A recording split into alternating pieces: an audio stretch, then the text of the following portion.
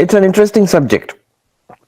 অদ্বৈত বেদান্ত এরকম ভাবে দেখতে গেলে যে যুব সমাজের জন্য কিংবা বৃদ্ধদের জন্য কিংবা মধ্যবয়স্কদের জন্য ঠিক তা নয়। আমরা উপনিষদে পাই সে স্টুডেন্ট, সে একদম ছোট শিশু, নচিকেতা, সে হচ্ছে তাকে দেখানো হচ্ছে কঠোর উপনিষদে আজ দি আইডিয়াল স্টুডেন্ট অফ অদ্বৈত বেদান্ত। আবার পরিণত বয়স্ক মানুষ, তারাও গিয়ে অদ্বৈত বেদান্ত শিখছেন, তারা সাধনা করছেন। তো বেদান্ত সবাইকার জন্য, কার জন্য? বেদান্ত হচ্ছে যার চাই, যে এটাতে যার ভালো লাগে, যার চাই তার জন্যই। যে কোনো বয়সে সে হতে পারে, সে ছোট ছেলে কিংবা মেয়ে হতে পারে, কিংবা আমাদের বয়সের লোক হতে পারে, অতি বৃদ্ধ মানুষও হতে পারেন, সব রকম মানুষ, সাধু সন্ন্যাসী, গৃহস্থ মানুষ, যে কোনো কর্মেরত কিংবা অবসরপ্রাপ্ত। অনেক সময় আমরা দেখতাম আশ্রমে গিয়ে যে বয়স্ক লোকেরাই আসতেন সব প্রোগ্রামের জন্য, লেকচারের জন্য। আর আমি তখন ছোট ছেলে, যে আশ্রমে গিয়ে বসে থাকতাম, তো মহারাজা খুশি হতেন যে বাহ, তুমি আসছো, খুব ভালো। বাট ইটস ট্রু যে যার ভালো লাগে তার জন্য বেদান্ত। তাই আমি ভাবছি আজকে আরম্ভ করার আগে আমি কিছুটা নিজের অভিজ্ঞতা বলি, কিভাবে আমার বেদান্ত ভালো লেগেছিল আর কেমন ভাবে বেদান্ততে এলাম। তো সেই কথাটা একটু বলে, তাতে আমার মনে হয় a lot of people can identify with this, and it will make it more personal also. তো ছোটবেলায় আমি ছিলাম ভুবনেশ্বর রামকৃষ্ণ মঠের কাছে, আমাদের বাড়ি ছিল। আর বাবা মা ভক্ত ছিলেন, আশ্রমে যেতেন, তো সেইভাবে আমার রামকৃষ্ণ মঠ মিশনে আমার পরিচিতি হলো। I got to know about the ashram and the monks. আরেকটা উপায় ছিল, আরেকটা মাধ্যম ছিল, যে আমার ঠাকুরদা, তিনি আমাদের ওনার নাতি নাতনিদের বই পাঠাতেন, ছোটদের যে স্বামীজি, তারপরে অন্য বই, টেলস অ্যান্ড প্যারাবলস অফ রামকৃষ্ণ। আর উনি খুব বলতেন, উনি পাঠচক্র করতেন বাড়িতে, আর নাতি নাতনিদের সবাইকে বসে থাকতে হতো, আমাদের বসে থাকতে হতো। তারপরে আমরা একটা প্রসাদ পেতাম কিংবা টফি পেতাম, হয়তো সেই লোভেই হয়তো বা বসে থাকতাম। কিন্তু আমার মনে এখনো পরিষ্কার মনে আছে যে আমার ভালো লাগতো, আমি ওই কথাগুলো শুনতে, গানটা শুনতে। তারপরে মঠে যেতে ভালো লাগতো। মঠের আমার তো সবটাই ভালো লাগতো। মঠের অ্যাটমসফিয়ার খুব ভালো লাগতো, বাড়ির পাশে যে আশ্রম ছিল। মহারাজদের ভালো লাগতো। সেখানে যে এই কথাটা আমার খুব ভালো লাগতো যে মহারাজরা আর মঠের ভক্ত ভলেন্টিয়াররা কত ভালো কাজ করেন। তারা সেই ডিসপেন্সারি চালান, স্কুল চালান, ত্রাণ কার্য করেন। আবার এটাও খুব ভালো লাগতো যে মন্দিরে যে পুজো হতো, ঠাকুরের পুজো, সেখানকার যে অ্যাটমসফিয়ার, একটা শান্ত, দিব্য, একটি পবিত্র অ্যাটমসফিয়ার যেটা হতো, সেটা আমার খুব ভালো লাগতো। আশ্রমের পরিবেশ খুব ভালো লাগতো, এবং মন্দিরের যে গান, বিশেষ করে আরতির গান, আমার সেটাও খুব, I use to feel very inspired. আমার এখনো সব স্মৃতি আছে খুব ছোটবেলায়, তখন স্কুলে পড়ি, তো সে মঠে গিয়ে বসে থাকা, আরতি দেখা, বড়রা জপ ধ্যান করতেন, আমি তখন, আমার দীক্ষা হয়নি, আমি জপ ধ্যান বুঝতাম না, চুপ করে বসে থাকতাম, সেটা আমার খুব ভালো লাগতো। ওখানে একটি শান্তির ভাব এবং একটা inspiration, one felt that something higher. হয়তো ব্যাপারটা কি আমি ঠিক তখন জিজ্ঞেস করলে বলতে পারতাম না, কিন্তু আমার খুব ভালো লাগতো একটা there something higher and something noble there. সবচেয়ে বড় যেটা সোর্স অফ ইন্সপিরেশন ছিল বই। বাবা মা ভক্ত ছিলেন বলে, তো সেখানে আমাদের বাড়িতে রামকৃষ্ণ মঠ মিশনের অনেক বই আমাদের বাড়িতে ছিল। তো বিশেষ করে স্বামীজির বই এবং বেদান্তেরও কিছু বই ছিল, তো সেগুলো আমি পড়তাম। ঠাকুরমা স্বামীজির জীবনী, স্বামী বিবেকানন্দ, বিশেষ করে স্বামী ব্রহ্মানন্দ, যিনি ভুবনেশ্বর মঠের প্রতিষ্ঠা করেছিলেন, তার জীবনী পড়ে আই ফেল্ট ভেরি ইন্সপায়ার্ড। এবং বেদান্তের বই তখন পড়তে আরম্ভ করি। তখন আমি স্কুলে পড়ি, আমার এখনো মনে আছে, ক্লাস 8 তখন আমার। আর আমি কোথা থেকে জোগাড় করলাম পঞ্চদশী, এটা কঠিন অদ্বৈত বেদান্তের বই। আর আমার মনে আছে প্রায় সবটা আমি পড়ে ফেললাম, সে নভেল পড়ার মতন করে, একদিন দুদিন মধ্যেই এতগুলো চ্যাপ্টার। 15টা চ্যাপ্টারের মধ্যে আমি বেশিরভাগই আমি পড়ে ফেলেছিলাম। কি বুঝেছি এখন জানি না, সেই ছোট বয়সে কতটা পঞ্চদশী বুঝেছি, এটা আমার পরিষ্কার মনে আছে। খুব ভালো লাগতো জিনিসটা পড়তে, যা একটু বুঝছি সেটাও খুব ভালো লাগতো। তখনকার দিনের রেকর্ড প্লেয়ারে গান, বেদান্তের যেমন শঙ্করাচার্যের চিদানন্দ রূপ শিবোহম, দিলীপ কুমার রায়ের গলায়, সেটা আমার বাবা শুনতেন, আমারও শুনতে ভালো লাগতো।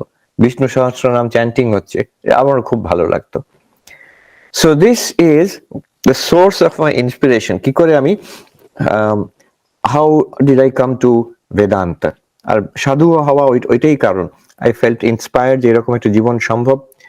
আমার মনে হলো that if this is true, ঈশ্বর লাভ করা যায়, ভগবান ঈশ্বর গড আছেন, আর তাকে উপলব্ধি করা যায়। এই তো ঠাকুর করেছেন, মা করেছেন, স্বামী বিবেকানন্দ করেছেন, অন্যান্য যারা ঠাকুরের শিষ্য এবং সন্ন্যাসী শিষ্য, গৃহী শিষ্য, এরা ঈশ্বরের অনুভব করেছেন।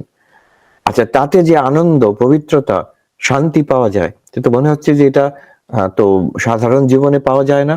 আমি তো নিজে দেখছি আশেপাশে বাড়িতে অন্য যারা ছিলেন আত্মীয় স্বজন, তাদের জীবন, আর এই একটা যেগুলো বইতে পড়ছি, এই সাধু মহাত্মাদের জীবন, ভক্তরা যারা গৃহস্থ কিন্তু ভক্ত, তাদের জীবন, এইরকম জীবন একটা আমার ছোটবেলা থেকেই অস্ফুটভাবে কিন্তু মনের মধ্যে ঢুকে গেল কথাটা যে আমি এইরকম জীবন চাই। আর যখন আর একটু বড় হলাম, সন্ন্যাসী হওয়ার ব্যাপারটা বুঝলাম, তখন আমি ঠিক করে নিলাম যে যাতে আমি পড়াশোনা শেষ করেই আমি রামকৃষ্ণ মঠ মিশনে যোগদান দেবো, সন্ন্যাসী হব। So you see, these are the sources. একটা হচ্ছে মহারাজদের সান্নিধ্য সেখানে, আরেকটা হচ্ছে মঠের যে পবিত্র একটা অ্যাটমসফিয়ার, আর খুবই বড় একটা সোর্স হচ্ছে বই পড়া।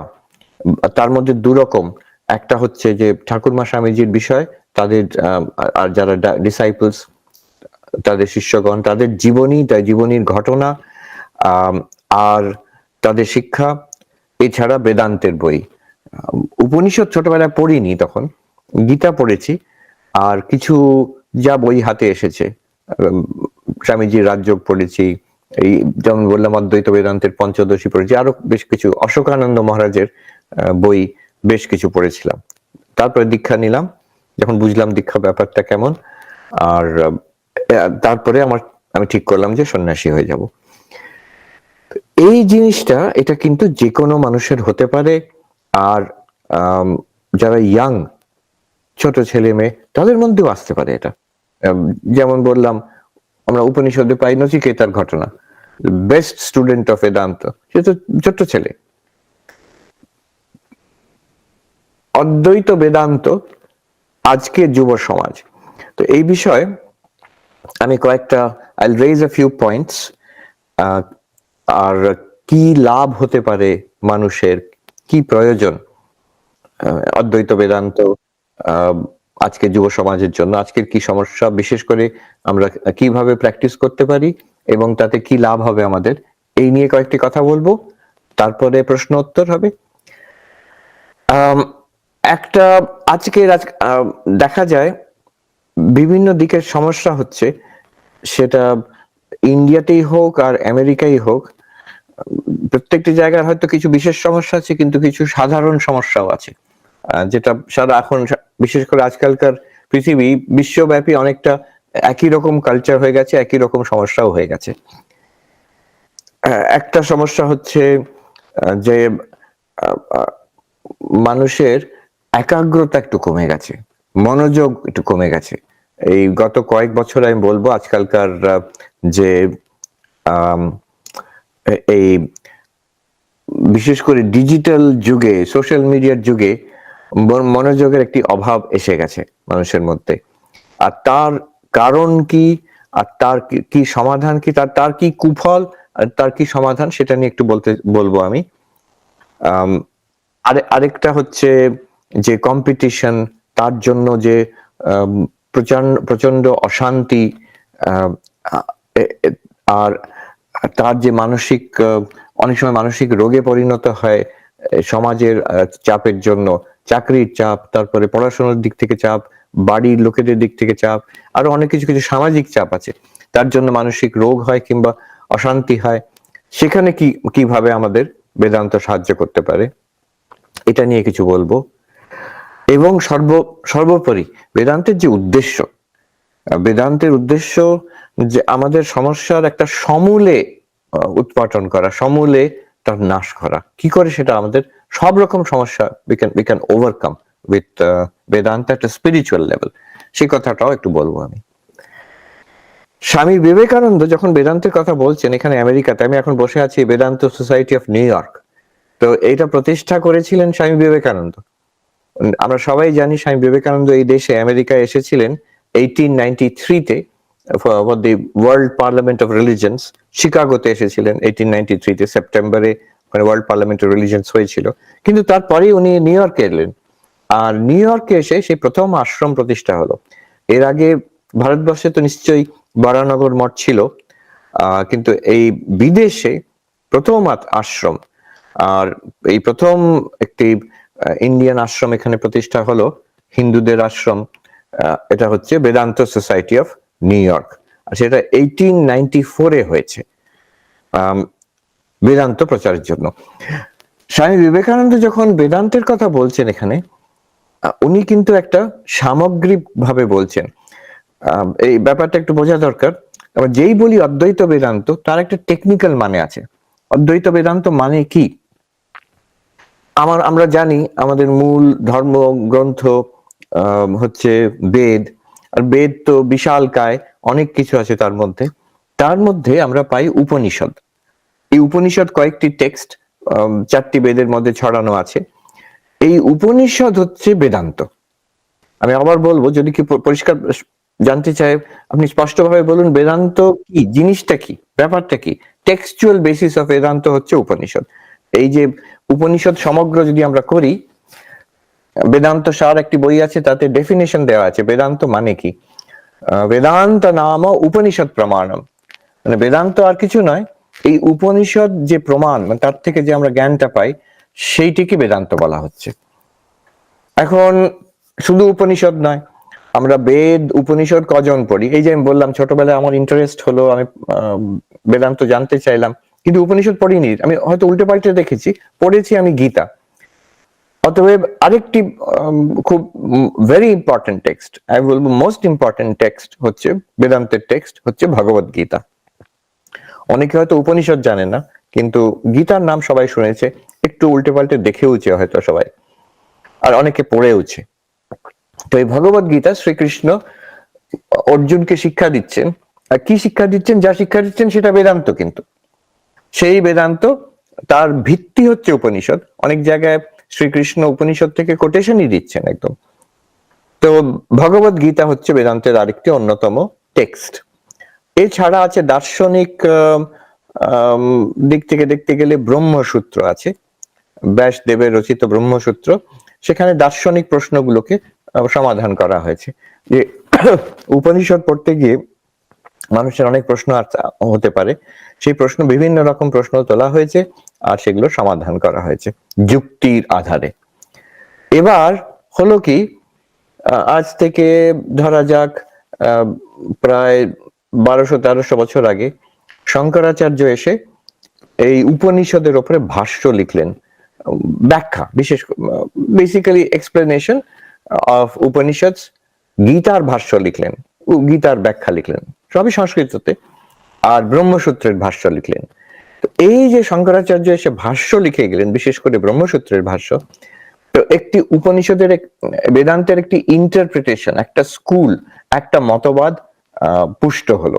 আমি সাবধানে কথাটা বলছি, অদ্বৈত বেদান্ত শঙ্করাচার্যের আগেও ছিল। সেটা শঙ্করাচার্যের গুরুদেব যিনি ছিলেন গোবিন্দপাদ, তাঁর গুরু ছিলেন গৌড়পাদ, এরা সবাই অদ্বৈতবাদী, আর তার আরো প্রাচীন অদ্বৈতবাদীদের নাম পাওয়া যায়। কিন্তু শঙ্করাচার্য যেটা করলেন, হি সেট অদ্বৈত Vedanta on a firm footing, এই যে বিশাল কায় ভাষ্য রচনা করে লজিক্যালি কনসিস্টেন্ট একটি স্কুল অফ থট, একটি দার্শনিক স্কুল, সেটা সেটার জন্য শঙ্করাচার্য কিন্তু he is the key person. ঠিক তেমনই তার পরবর্তীকালে অন্য অন্য আচার্যরা এলেন, যেমন রামানুজাচার্য, মধ্বাচার্য। এদের আচার্য আর বলা কেন হয়, তার একটা টেকনিক্যাল কারণও আছে। যারা এই ব্রহ্মসূত্রের উপরে ভাষ্য রচনা করেছেন তাদের নিজের মতবাদ অনুযায়ী তাদের বলা হয় আচার্য। শঙ্করাচার্য অদ্বৈত মতবাদ অনুযায়ী ব্রহ্মসূত্রের ভাষ্য করলেন। তারপরে রামানুজাচার্য বিশিষ্ট অদ্বৈতবাদ মতবাদে উনি ব্রহ্মসূত্রের ভাষ্য রচনা করলেন, শ্রী ভাষ্য। সেটা হচ্ছে বিশিষ্ট অদ্বৈতবাদ। তারপরে মধ্বাচার্য, তার ভাষ্যর উপরে দাঁড়িয়ে আছে দ্বৈতবাদ কিংবা মধ্য বেদান্ত যেটাকে বলা হয়।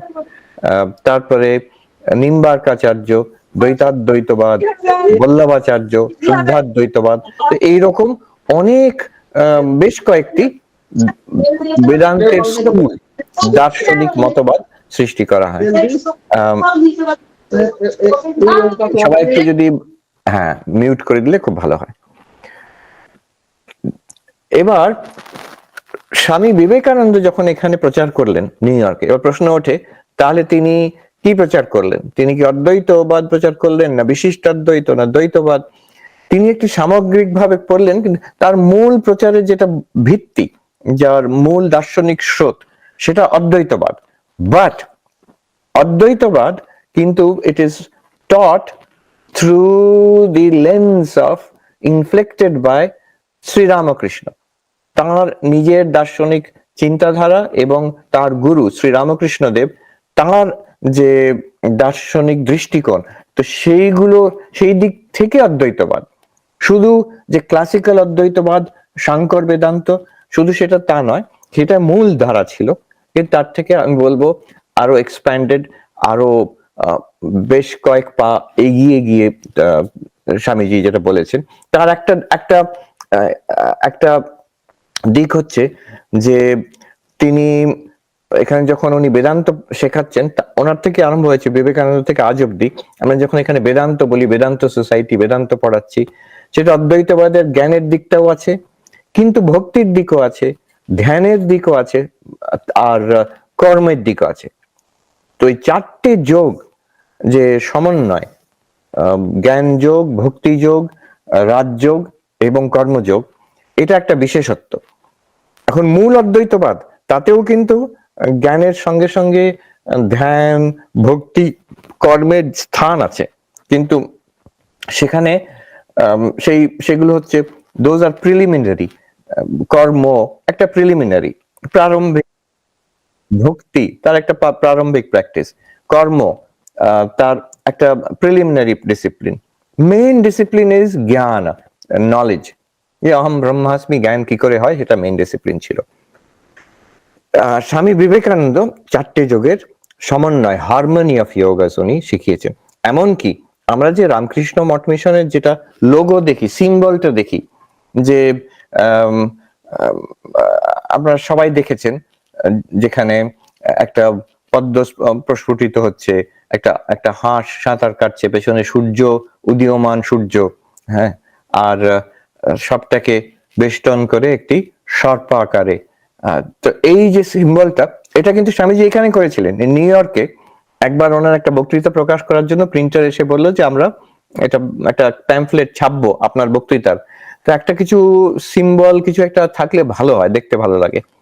তখন স্বামী বিবেকানন্দ সঙ্গে সঙ্গে একটা ওই কাগজ নিয়ে খচখচ করে এঁকে দিয়ে, he tossed it across the table. সকালে ওরা ব্রেকফাস্ট খেতে বসছিলেন, he tossed it across the table to the printer and said, draw it to scale. এইটাকে ছাপিয়ে দিও। তো সবাই জিজ্ঞেস করলো এটার মানে কি? তখন উনি বলছেন, এই সূর্য যেটা, এটা জ্ঞানের প্রতীক, মানে আমরা অদ্বৈত বেদান্তের দিক থেকে বলতে পারি সূর্য। ভক্তির প্রতীক হচ্ছে যে পদ্ম ফুটেছে জলের ওপরে, জলের যে ঢেউ খেলে যাচ্ছে, সেটা হচ্ছে কর্মযোগ। আর যেটা পুরোটাকে বেষ্টন করে যে সর্প আকারে আছে, সেটা কুণ্ডলিনী কিংবা রাজযোগের প্রতীক। এই চারটে যোগ, জ্ঞান, ভক্তি, কর্ম এবং ধ্যান, রাজযোগটা হচ্ছে ধ্যান, এই চারটে যোগের সহায় আমরা জীব ঈশ্বরকে, যে হাঁসটা সাঁতার কাটছে, পরমাত্মাকে আমরা আমাদের যে লক্ষ্যতে পৌঁছতে পারি, ঈশ্বর লাভ কিংবা ভগবান লাভ করতে পারি। এই আইডিয়াটা This was Swami Vivekananda's idea of Vedanta. আর সেটা তখনই উনি তখন থেকে ভেরি কনসিস্টেন্টলি উনি এটা শিখিয়ে এসেছেন, এই আমেরিকাতে থাকার সময় এবং ভারতে ফিরে গিয়েও এই কথাই বলেছেন তিনি। এখন আমরা quickly take a look at karma, তাতে আমাদের কি লাভ হতে পারে, বিশেষ করে যুব সমাজের, তারপরে ধ্যান, তারপরে ভক্তি, আর শেষে প্রধানত আমরা অদ্বৈত বেদান্তের জ্ঞানের দিকটা একটু দেখব। প্রথমে কর্মের কথা বলি। আমাদের আজকের যে সমাজ, এখানে খুবই কর্মব্যস্ত। এই নিউ ইয়র্কে এখানে বলা হয়, এই শহরের বিষয়ে বলা হয়, the city that never sleeps. মানে এতই মানুষ এখানে কর্মে ব্যস্ত যে তাদের ঘুমোবার সময় নেই। City that never slips.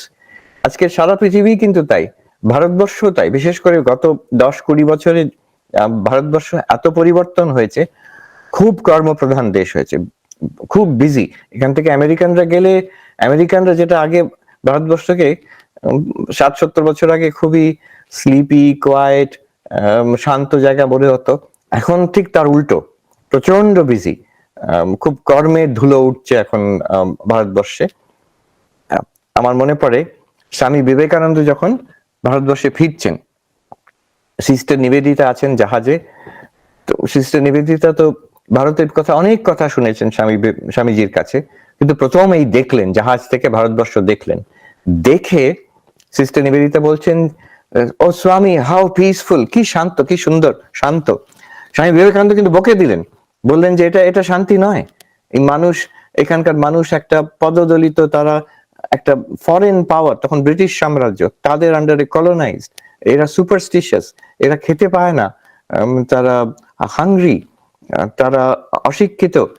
তো তার জন্য মনে হচ্ছে আপাতত ভাবে একটা শান্তি, কিছুই পারে না যখন অসহায় মানুষ, দূর থেকে শান্তি মনে হচ্ছে।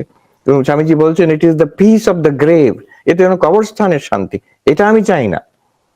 স্বামীজি চাইছিলেন এটা তো তমগুণ, তমগুণ থেকে রজগুণে উঠবে, অ্যাক্টিভিটি, হ্যাঁ এটাও হবে, উচ্চাকাঙ্ক্ষা, অ্যাম্বিশন, হয়তো গ্রিড হয়তো হতে পারে, কিন্তু মানুষ টাকা রোজগার করবে, ইন্ডাস্ট্রি হবে, প্রগতি হবে সব দিক থেকে, সেই স্বাস্থ্যের দিক থেকে, শিক্ষার দিক থেকে, ইকোনমি বাড়বে, মানুষ, হ্যাঁ এটাও ঠিক, টাকার পেছনে ছুটবে, এইভাবেই একটা সমাজের জেগে ওঠে। তো সেটা স্বামীজি চেয়েছিলেন। আজকের ভারত দেখলে স্বামীজি খুবই খুশি হতেন যে যতই ঝামেলা থাকুক কিন্তু ঠিক দিকে এগোচ্ছে। এটা আমরা যদি ঐতিহাসিক দিক থেকে দেখি, then we can clearly see the big picture. আমরা আজকাল হয়ে গেছি কি, সোশ্যাল মিডিয়ার জন্য, ইন্টারনেটের জন্য আমরা শুধু এই গত 10 মিনিটে কি ঘটেছে সেটাই হচ্ছে আমাদের দুনিয়া হয়ে যায়, কি লেটেস্ট নিউজ সাইকেল বলে আজকালকার মিডিয়া, নিউজ সাইকেল নিয়ে ব্যস্ত। কিন্তু 50 বছর, 100 বছরের ইতিহাস, 200 বছরের ইতিহাস, 2000 বছরের ইতিহাস দেখতে হয়। তো সেদিক থেকে দেখলে, গত 100 বছরের ইতিহাস দেখলে আমরা দেখবো ভারত কিন্তু ঠিক দিকেই একটা, there is a positive direction, আর বিরাট চেঞ্জ হচ্ছে। আমি একটি বই লিখেছিলেন জোসেফ ক্যাম্বেল, উনি নিউ ইয়র্ক থেকেই গেছিলেন, স্বামী নিখিলানন্দের শিষ্য ছিলেন। তো উনি খুব বিখ্যাত রাইটার আমেরিকাতে, জোসেফ ক্যাম্বেল, মিথোলজির উপরে বই লিখেছেন। তো তিনি 1950-তে ভারতবর্ষের ঠিক স্বাধীনতার পরে ভারতে গেছিলেন, স্বামী নিখিলানন্দের সঙ্গে গেছিলেন, একটি বই লিখেছেন বকশিশ এন্ড ব্রাহ্মণ বলে। একদিকে ব্রাহ্মণ, আরেকদিকে মানুষ পেছন পেছন ছুটছে। সাহেব দেখে তখনকার দিনে ছুটতো বকশিসের জন্য, 2 টাকা দাও বলে বাবা। তো এই নিয়ে উনি তীব্র আলোচনা করেছেন ভারতবর্ষে, যে he saw the dirt and the poverty and the superstition, কিন্তু বইটা, আর তারপরে খুব প্রশংসা করেছেন ভারতবর্ষ কালচার, বিশেষ করে বেদান্তের প্রচার, ভারতবর্ষের ইতিহাস, এগুলো সব প্রচার করেছে, উনি প্রশংসা করেছেন। কিন্তু যে জন্য আমি কথাটা বললাম, ওনার বই পড়লে আর আজকের ভারতবর্ষ দেখলে বিরাট তফাৎ দেখা যায়। যেমন একটা বিশেষ কথা উনি বলছেন, যে আমি এখানে অবাক হয়ে গেলাম দেখে, কোথাও মহিলাদের দেখা যায় না, কোনো কাজের মধ্যে নেই, সবাই তাহলে গৃহবদ্ধ। তারা এটা কতটাই ভারতবাসীরা পিছিয়ে আছে উনি ভাবছেন আমেরিকার তুলনায়।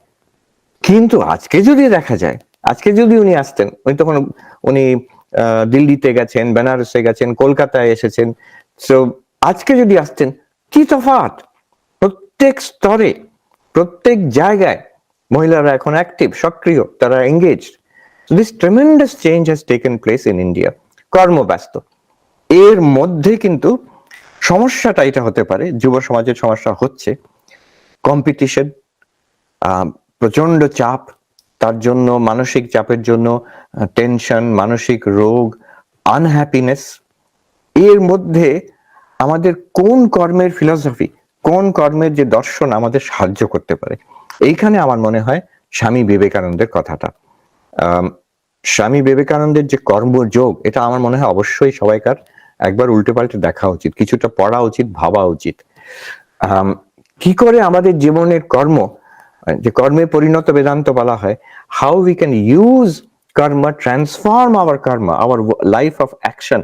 সেটা কেউ ছাত্র পড়াশোনা করছে, কেউ চাকরি করছে, কেউ বিজনেস করছে, যে কোনো কর্ম হতে পারে, বাড়িতে কাজ করছে, তো সে সব রকম কাজ হাউ উই ক্যান ট্রান্সফর্ম ইট, যাতে তাতে টেনশন যাতে না হয়, আমার যেটা বাঞ্ছিত ফল সেটা পাই, এবং আমার আধ্যাত্মিক প্রোগ্রেস হতে পারে। কর্মকে কি করে কর্মযোগে পরিণত করতে হয়। ইনফ্যাক্ট এইখানে নিউ ইয়র্কে ছিলেন 60-এর দশকে খুব নামকরা আমেরিকার নভেলিস্ট, তখনকার দিনে সবচেয়ে প্রিয় নভেলিস্ট এখানে, জেডি স্যালিঞ্জার। উনিও স্বামী নিখিলানন্দজির শিষ্য ছিলেন, মন্ত্র শিষ্য ছিলেন। উনি এক জায়গায় লিখেছেন, these two little volumes, Raja Yoga and Karma Yoga, I believe our American youth would do well to carry it around in their pockets. যে দুটি ছোট্ট ভলিউম, যে দুটি বই এখান থেকেই পাবলিশড, রাজযোগ এবং কর্মযোগ স্বামীজির, এই দুটি ভলিউম আজ আমাদের আজকের আমেরিকার যুব সমাজ, তখনকার দিনের কথা বলছেন, তারা এটা খুব ভালো করবে যদি তারা নিজের কাছে রাখে, মানে পড়ে, পকেটে নিয়ে ঘুরে থাকে। পকেটে নিয়ে কতজন ঘুরেছে জানি না, but he saw the importance of it, যে এর মধ্যে একটা এমন জিনিস আছে যেটা আমাদের কাজে লাগতে পারে। এক কথায় তাহলে কি এমন জিনিস আছে সেখানে যেটা আমাদের কাজে লাগতে পারে, বিশেষ করে যুব সমাজের কাজে লাগতে পারে। এটা হলো এই দ্য সিক্রেট অফ ওয়ার্ক। কাজ কিভাবে করব, কি অ্যাটিটিউড নিয়ে করব, যাতে আমি আমার কাজের যে কুফল, যেটা টেনশন, কষ্ট, অশান্তি, সেটা না হয়, এবং আমার এতে সব দিকের উন্নতি, আমার ইকোনমিক উন্নতি তো হবেই, কিন্তু মরাল উন্নতি এবং স্পিরিচুয়াল ডেভেলপমেন্ট আমার যাতে হয়। কি করে করব? The answer is work with detachment. যে আমি, আমাদের আসল টেনশনটা হয় কি, যে এই সব কাজ আমরা করছি, আমরা ধরেই নিয়েছি এগুলো করে আমি এই জিনিসগুলো পাবো জগতে, আমি এই টাকা পাবো, সম্ভ্রম পাবো, একটা অ্যাচিভমেন্ট হবে, আমার ক্যারিয়ার এইভাবে উঠবে, এইটাই আমার গোল, এটাই লক্ষ্য হয়ে দাঁড়িয়েছে। এগুলো সব হবে, কর্ম করলেই, কেউ চাকরি করে তো টাকা পাবেই। অর্জুন যখন যুদ্ধ করছেন কুরুক্ষেত্রতে, সেই যুদ্ধটাকে শ্রীকৃষ্ণ অর্জুনকে বলছেন যে তুমি এই কাজটাকে কর্মযোগ হিসেবে করো। এখন যদি যুদ্ধটাকে কর্মযোগ হিসেবে করেন, কর্মযোগের ভাব নিয়ে করেন, তার মানে এই নয় যে অর্জুন যুদ্ধের কোনো ফল পাবেন না, সব ফলই পাবেন তিনি। যুদ্ধ জিতলে রাজ্য তার, যেটা হলো শেষ পর্যন্ত, পাণ্ডবরা যুদ্ধ জিতলেন, তার রাজ্যটাও পেল। কেউ চাকরি করলে সে তার মাইনে পাবে, তার কেউ বিজনেস করলে তার প্রফিট হবে, ক্যারিয়ারে তার প্রমোশন সব হবে। কিন্তু আমি যদি করি যে এই কাজটা আমি করছি, what is my goal? My goal is আমি আমার মুক্তি, আমার ঈশ্বর লাভ, ভগবান লাভ, এইটাই আমার উদ্দেশ্য। যেটা ঠাকুর বলছেন, শ্রীরামকৃষ্ণ বলছেন, God realization is the goal of human life. শেষ পর্যন্ত এটা অনেকে ভাবতে পারে এটা বড় কথা হয়ে গেল, বড় কথা নয়। আমি ধরেই নিচ্ছি যারা সবাই এখানে এসেছেন, সবাইকার কিছু না কিছু একটা স্পিরিচুয়াল ইন্টারেস্ট আছে, নাহলে এরকম প্রোগ্রামে কেন আসবেন? গড রিয়েলাইজেশন, ঈশ্বর লাভ, ভগবান লাভ, যেটার জন্য নরেন্দ্রনাথ ওই কলকাতার রাস্তায় ঘুরে ঘুরে সবাইকে জিজ্ঞেস করছিলেন, যারা তখনকার দিনে ধর্মযাজক, প্রচারক, যে আপনি ঈশ্বরকে দেখেছেন, ভগবানকে দেখেছেন? এই যে ভগবান লাভ, এই যে এই particular goal, it can be hour goal, it should be hour গোল। আমার খুব ভালো লাগে, এটা মহাত্মা গান্ধী বলুন, নেতাজি সুভাষ বোস বলুন, তাদের কিন্তু they are very deeply spiritual people. Mahatma গান্ধীর একটা কথা আমার খুব ভালো লাগে, ওনাকে উনি বলছেন, আমাকে যদি কেউ জিজ্ঞেস করে যে আপনি কে, হু আর ইউ, লোকে আমাকে অনেক কিছু বলে, কেউ বলে স্বাধীনতা সংগ্রামী, কেউ বলে পলিটিশিয়ান, কেউ বলে সমাজ সেবা করি আমি, সমাজ সোশ্যাল রিফর্মার। তো এই সব তো ঠিকই, এগুলো সবই ঠিক, কিন্তু আমাকে যদি কেউ জিজ্ঞেস করে গান্ধীজি বলছেন যে আপনি কে, I will say I am a simple man in search of God. আমি একজন অতি সাধারণ মানুষ, আমার জীবনের উদ্দেশ্য হচ্ছে ঈশ্বরকে পাওয়া। তাহলে দেখুন, এইটা আমরা দেখি তিনি হাজার রকম কর্মে ব্যস্ত, কিন্তু তিনি নিজে ভাবছেন তার গোল, তার উদ্দেশ্য হচ্ছে কিন্তু ঈশ্বর লাভ করা, ভগবান লাভ করা। This is something that all of us can take. এই একটা কথা যে ordinary life, ordinary person can become an extraordinary life, extraordinary person if the goal is extraordinary. আমরা সবাই যারা অধ্যাত্ম পথে এগিয়ে এসেছি, আমরা সবাই সাধারণ মানুষ, কিন্তু জীবনটা অসাধারণ হয়ে গেছে যেহেতু লক্ষ্যটা অসাধারণ। আমি সাধারণ মানুষ, কিন্তু আমার লক্ষ্য হচ্ছে ভগবান লাভ করা। এটা ফেসবুকে দেওয়ার জন্য নয়, ফেসবুক স্ট্যাটাস যে আমি এখন ভগবান লাভ করতে চাই, আমি ভগবানের দিকে এগিয়ে চলেছি, ওসব বলার দরকার নেই। একদম যত গুপ্ত তত পোক্ত, যত নিজের মধ্যে থাকবে তত ভালো। কিন্তু তার প্রথম এফেক্ট হবে আমাদের কর্মের ওপরে। আমরা মনে মনে তখন ভাববো এই যে কাজগুলো করছি, স্কুলে কি কলেজে পড়ছি, কিংবা পড়াচ্ছি, কিংবা বিজনেস করছি, যাই করছি, কিংবা বাড়ির কাজ করছি, এই সবই হচ্ছে ঈশ্বরের আরাধনা। আমি এখানে আমার প্রভু, সেটা শ্রীরামকৃষ্ণ, রাম, কৃষ্ণ, কালী, যাই বলি, যেমন ভাবে আমি ভাবি, যে কোনো ধর্মতে হতে পারে, কিন্তু I am doing everything as a worship of my lord. তাহলে আমার উদ্দেশ্যটা কিন্তু সেই ঈশ্বরের পুজো হয়ে গেল। সেটা আমি চাকরি করছি, পড়াশোনা করছি, সবটাই হবে, কিন্তু সেখানে এটা একটা স্পিরিচুয়াল প্র্যাকটিস হয়ে গেল। এবার আমার ফলটা কি? পুজো করছি, আমার ফলটা হবে যে আমি ঈশ্বরের দিকে এগিয়ে যাচ্ছি আর ঈশ্বর লাভ করব, এটাই আমার উদ্দেশ্য। আমার নজরটা তখন যে ক্যারিয়ারে কতটা এগোলাম, টাকা পয়সা কতটা পেলাম, লোকে আমাকে মানছে কি মানছে না, আমার কতটা পাওয়ার হলো, অ্যাচিভমেন্ট হলো, সেই দিকে আর নজর থাকবে না। যখন ওগুলো সবই আসবে, কিন্তু সেদিকে নজর থাকবে না। So this work with detachment. Detachment, আমি এই জিনিসগুলো চাই না, কাজটা আমি করছি, এটা আমার সাধনা হিসেবে। প্রশ্ন উঠতে পারে, যদি এগুলো চাই না তাহলে কাজটা করছোই বা কেন বাবা? তো তখন জবাবটা হচ্ছে যে আমি ঈশ্বর লাভ করার জন্য করছি, ভগবান লাভ করার জন্য করছি। আর এটা শুধু এক কচিত একজন অর্জুনের জন্য নয় এই অ্যাডভাইস, কচিত একজন নরেন্দ্রনাথের জন্য নয় এই প্র্যাকটিস, কিন্তু সবাই যারা মহাপুরুষ, সেই গান্ধীজি, সুভাষ বাবু, এরাও করেছেন এইভাবে, আমিও এইভাবে করছি আমার জীবনযাপন। So this is one great learning from Swami Vivekananda, from Vedanta, কর্মযোগের দিকটা, যে by doing work without attachment to the results, without seeking the results, as a worship of God, এইভাবে কর্মের সব সুফলটা পাওয়া যাবে, কুফলটা এড়ানো যাবে, মনে শান্তি আর আনন্দ পাবো, আর জীবনও অনেক বেশি উন্নত হবে, যা হতে পারতো তার থেকে অনেক বেশি হবে। আমি যদি টাকার জন্যই না করি, টাকা পাচ্ছি, কিন্তু ওইটা যদি আমার জীবনের উদ্দেশ্য না হয়, তাহলে কি আমি এই রেসে পিছিয়ে পড়বো না? আপাতত দিক থেকে মনে হতে পারে পিছিয়ে পড়তে পারে কেউ কেউ, অনেকে হয়তো পিছিয়ে পড়বে না, যেমন চলছিল জীবন তেমনই চলবে, বরং অনেক শান্তির সঙ্গে চলবে। কিন্তু একটা কথা আছে, rat race, if you win the rat race you are still a rat. তো অতএব আমি র্যাট রেসের মধ্যে নেই, আপাতত ভাবে আছি, সব কাজই করছি, কিন্তু আমার উদ্দেশ্য ওখানে। এর অনেক গভীর এফেক্ট আছে কর্মকে যদি আমরা কর্মযোগে পরিণত করি। দ্বিতীয় হচ্ছে রাজযোগ, ধ্যানের কথা। এখন রাজযোগে যদি কথাটা এক কথায় বলতে হয়, তাহলে concentration not distraction, concentration not distraction, এই এক কথা। ডিস্ট্রাকশন আর কনসেন্ট্রেশন কি? স্বামী বিবেকানন্দ কনসেন্ট্রেশন, একাগ্রতা, মনোসংযোগের উপরে, মনোযোগের উপরে খুব জোর দিয়েছেন। Difference between an ordinary man and a great man lies in the degree of concentration. স্বামীজির অস্বাভাবিক মনোযোগ, কনসেন্ট্রেশনের পাওয়ারের বিষয়ে আমরা পড়ি, কি করে সেই এনসাইক্লোপিডিয়া ব্রিটানিকা পুরোটাই প্রায় পড়ে ফেলেছেন, যা যা পড়তেন তা সব মনে রাখতে পারতেন, যখন একটা কাজ করছেন কি একটা বই পড়ছেন, ধ্যান করছেন না, একটা কাজ করছেন বই পড়ছেন, তখন এত মনোযোগ দিয়ে করতেন যে আশেপাশে কি হচ্ছে কিচ্ছু বুঝতে পারতেন না। আর ধ্যান তো করছেন, দেখা গেছে কাশীপুরে বসে ধ্যান করছেন, এমন ভাবে মগ্ন হয়ে গেছেন ধ্যান করতে গিয়ে যে মুখটা, ওই যে এতগুলো মশা বসেছে, মুখটা যেন কালো হয়ে গেছে মশাতে। উনি উনি বোধই করতে পারছেন না। বোধ টের পাবেন যে ধ্যান থেকে বেরিয়ে আসবেন, তখন সঙ্গে সঙ্গে সেই মশার কামড়ের জ্বালাটা পাবেন।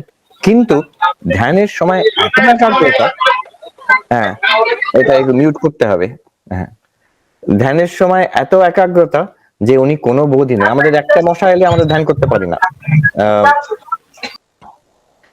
তো কিন্তু স্বামীজি সেই ট্রেমেন্ডাস কনসেন্ট্রেশন। আর আমরা দেখি যেখানে যে সাকসেসফুল হয়েছে, যেখানে সেটা স্বামীজির কথাই বলা হোক কিংবা একজন সায়েন্টিস্ট, স্বামীজির এখানে পরিচয় হয়েছিল টেসলার সঙ্গে, পরে স্বামী অভেদানন্দ যে নিউ ইয়র্কে ছিলেন তার স্মৃতিকথায় পাওয়া যায় তিনি এখানে সায়েন্টিস্ট ছিলেন, নাম কি টমাস এডিসন, এডিসনের সঙ্গে পরিচয় হয়েছিল। এই সায়েন্টিস্ট, যে আর্টিস্ট, যে রাইটার, সবাইকার কিন্তু যারা বড় কাজ করেছেন তাদের মধ্যে একটা কমন জিনিস হচ্ছে কনসেন্ট্রেশন, একাগ্রতা। যে কাজটা করতেন বাকি সবকিছু বাদ দিয়ে ফোকাসিং অন দ্যাট। আজকের যুগে there is a crisis of attention. There is a crisis of attention partly because of এই টেকনোলজি, এটা দারুণ টেকনোলজি যার জন্য আমরা এখন কথা বলতে পারছি এখন, কিন্তু একে অপরকে দেখতে পাচ্ছি, কথা বলতে পারছি, কিন্তু এর একটা কুফল হচ্ছে যে আমরা we are continuously engaged with this. এই যে পকেটে ফোন আর সারাক্ষণ কথা তো বলে না আজকাল বেশি, ওই টেক্সট করা আর সোশ্যাল মিডিয়াতে ওই সারাক্ষণ আপলোড করা দেখা, এই নিয়ে কেউ কেউ বলছে আমেরিকাতে অন্তত an adult spends around 30% of their waking hour on the phone. এটা কি সাংঘাতিক কথা যে আমাদের সারাদিনের যেটা ওয়েকিং আওয়ার্স এর মধ্যে তার 1/3 চলে যাচ্ছে ফোনের মধ্যে। তা তো কোনো ভালো কাজ করা, কোনো জীবনে প্রোগ্রেস করা তো সময়ই থাকলো না তাহলে আর। সো এইখানে অ্যাটেনশন খুব কমে গেছে মানুষের, এটা সব জায়গা থেকে রিপোর্ট আসছে।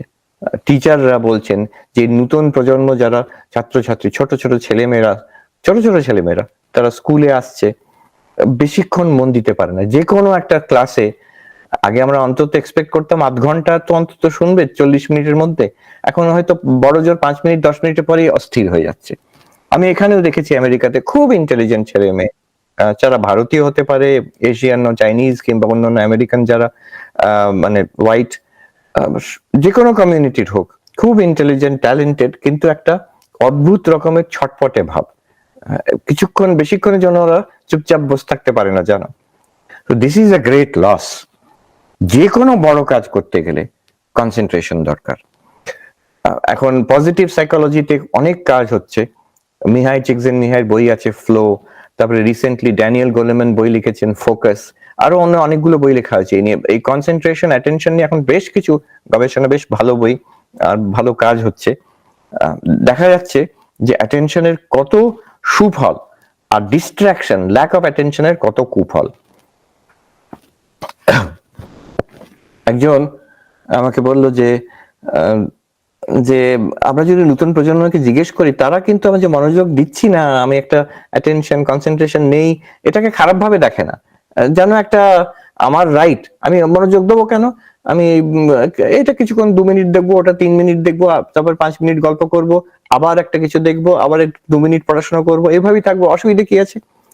অসুবিধা এই আছে, এখন এই মডার্ন পজিটিভ সাইকোলজি দেখাচ্ছে যে আমরা যত ডিস্ট্রাক্টেড হই, একটা কাজ ধরে না রেখে 10টা জিনিস পরপর করে যাচ্ছি, যখন যেমন মন চাইছে তখন তেমন করছি, তাতে কুফল এই হয়, একটা হচ্ছে যে মনের শান্তি থাকে না। আমি তো মনের আনন্দের জন্যই এখন 2 মিনিট এটা দেখলাম, 5 মিনিট ওটা দেখলাম, আরেকটা কিছু গল্প করলাম কারোর সঙ্গে, পরপর বিভিন্ন রকম কাজ করে যাচ্ছি, কিসে? যে আমার ভালো লাগবে বলে। আপাতত মনে হচ্ছে বেশ কেটে যাচ্ছে, কিন্তু সবাইকার অভিজ্ঞতা এটা যে 1 ঘন্টা 2 ঘন্টা 3 ঘন্টা এরকম করার পরে কেউ শান্তির অনুভব করছে, আনন্দের অনুভব করছে, না মনে একটা গ্লানি, একটা বিশেষ রকমের গ্লানি, একটা ডিসটেস্ট, একটা ডিসগাস্ট এসে গেল যে কিভাবে আমি জীবনটাকে কাটাচ্ছি, এটা এসে যায়। একটা বই, আমরা একটা বইয়ের উদাহরণ দিই, সেটা ইন্টারনেটেও তার এক্সাম্পল ইউ ক্যান এক্সটেন্ড। আমার যদি এখন 10টা বই আছে, আমি 1 ঘন্টা ধরে এই বইটা 5 মিনিট, ওই বইটা 3 মিনিট, এইভাবে 1 ঘন্টা কাটিয়ে দিলাম। শেষে কি আমার লাভ হলো আর আনন্দই বা হলো কি? হবে না। একটা বইয়ের মধ্যে যে পছন্দ হয়েছে সেটার মধ্যে যদি 1 ঘন্টা ডুবে থাকতাম, তারপরে যখন বেরিয়ে এলাম, তার কিন্তু মনের একটা শান্তি, একটা স্থিরতা, একটা আনন্দের ভাব থাকতো মনের মধ্যে। So my point here is, কনসেন্ট্রেশনের থেকে আনন্দ হয়, হ্যাপিনেস হয়, আর ডিস্ট্রাকশন থেকে আনহ্যাপিনেস হয়, স্ট্রেস হয়। So this is the finding of positive psychologists today, যে এইভাবে যে আমি সময়টা কাটাচ্ছি উইদাউট কনসেন্ট্রেশন, মনোযোগ ছাড়া কাটাচ্ছি, তাতে কিন্তু সুখ হয় না, মন ভালো থাকে না, তাতে দ্য রেজাল্ট ইজ টায়ার্ডনেস এসে যায় মনে, গ্লানি এসে যায়, এবং কাইন্ড অফ রেস্টলেসনেস। আরো মারাত্মক, মনোযোগের হ্যাবিটটা চলে যায়। তখন অমনোযোগ হওয়া, ডিস্ট্রাক্টেড হওয়া, রেস্টলেস হওয়াটাই হ্যাবিট হয়ে যায়। এটা অনেক ইয়াং ছেলে মেয়েদের মধ্যে দেখা যায়। ঠিক সেই একই জিনিস তাহলে আমি দেখেছি যারা ইন্টারনেটে দেখছেন, টুইটারে একটাকেই ভালো করে দেখো, 0.5 ঘন্টা দেখো, 1 ঘন্টা দেখো, একটা বক্তৃতা হোক, একটা সিনেমা হোক, যাই হোক, এখন তাও করছে না। কিন্তু এটা অদ্ভুত ব্যাপার হচ্ছে, এই 2 মিনিট এটা, 5 মিনিট ওটা, 6 মিনিট এটা, এইভাবে কেটে যাচ্ছে সময়, তাদের অনলাইন সময়। So this is very damaging. These two things, মনের শান্তি আনন্দের জন্য, হ্যাপিনেসের জন্য মনোযোগ দরকার, কনসেন্ট্রেশন ইজ ইম্পর্টেন্ট। একটি জিনিস ভোগ করতে গেলেও, একটি আমি ছবি, সুন্দর ছবি দেখতে চাই, এখানে মিউজিয়ামে গিয়ে মনোযোগ দিয়ে দেখতে হবে। একটি গান শুনতে চাই, মনোযোগ দিয়ে শুনতে হবে। একটি বক্তৃতার আনন্দ এবং তার সুফল আমি পেতে চাই, মনোযোগ দিয়ে করতে হবে। So to get benefit from anything, concentration is necessary. To achieve anything great, concentration is necessary. আর সর্বোপরি শান্তি এবং আনন্দের জন্য কনসেন্ট্রেশন দরকার। আমার খুব ভালো লাগলো, রিসেন্টলি পড়ছিলাম, Simon while, waiting for god একটি বই আছে। তিনি দার্শনিক ছিলেন, দ্বিতীয় বিশ্বযুদ্ধের সময়, ফরাসি। তিনি খুব আধ্যাত্মিক ছিলেন। তিনি ওই জায়গায় লিখছেন যে স্কুলের পড়াশোনাটা it's a very important spiritual practice. অবাক লাগে, স্পিরিচুয়াল প্র্যাকটিস কারণ স্কুলের যে পড়াশোনা, তো নিজের সাবজেক্ট পড়ছো স্কুলে, it's an important spiritual practice. বলছেন কেন? সেইখানে যে মন দিয়ে পড়াশোনা করে একটা সাবজেক্ট, অনেকক্ষণ ধরে টানা ধরে বসে থাকে, it develops the power of concentration which is essential in prayer and meditation.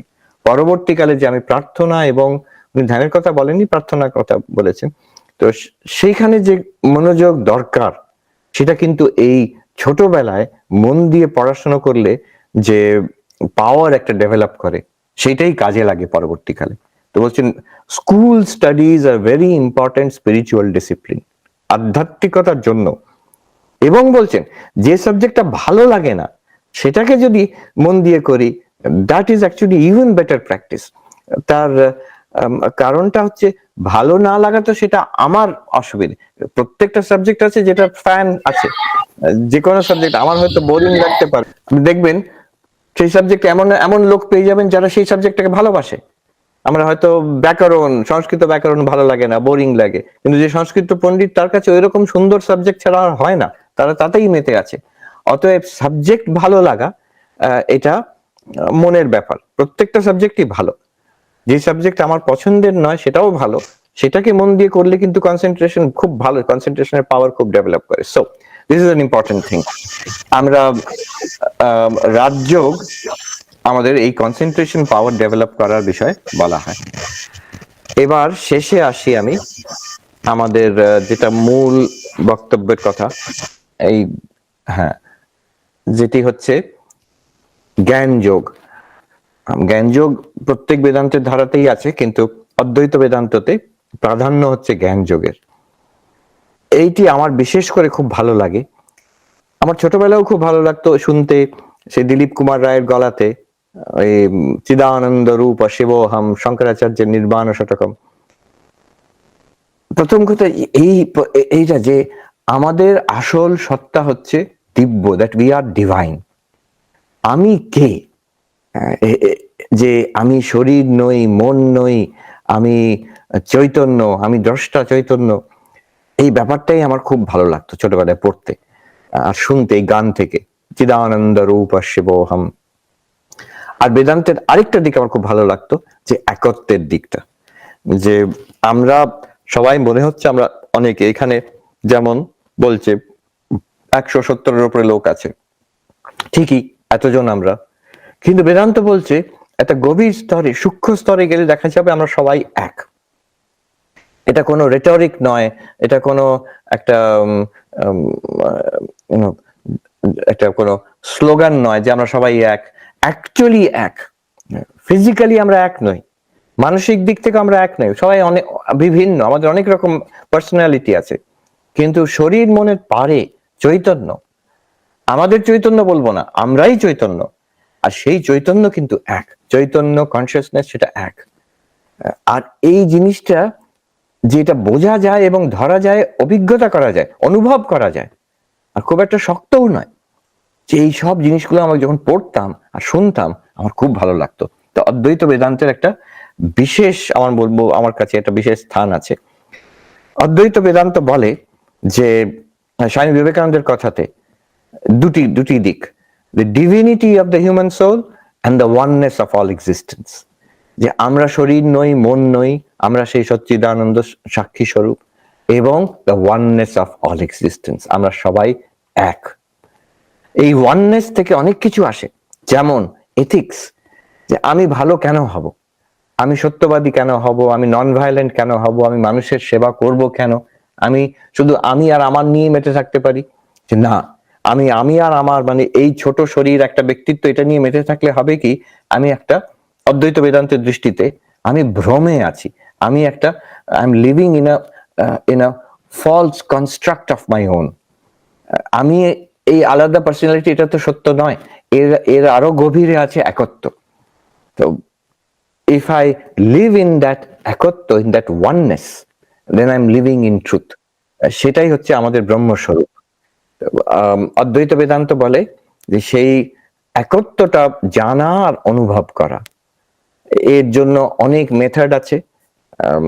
আমাদের অদ্বৈত বেদান্তের মেথড হচ্ছে যে প্রথমে এই উপনিষদ, গীতা, বিভিন্ন যে অদ্বৈত বেদান্তের প্রকরণ গ্রন্থ আছে, এগুলোর অধ্যয়ন করা, শোনা, শ্রবণ, এবং শুনে কি বলছে এটা বোঝা গেল।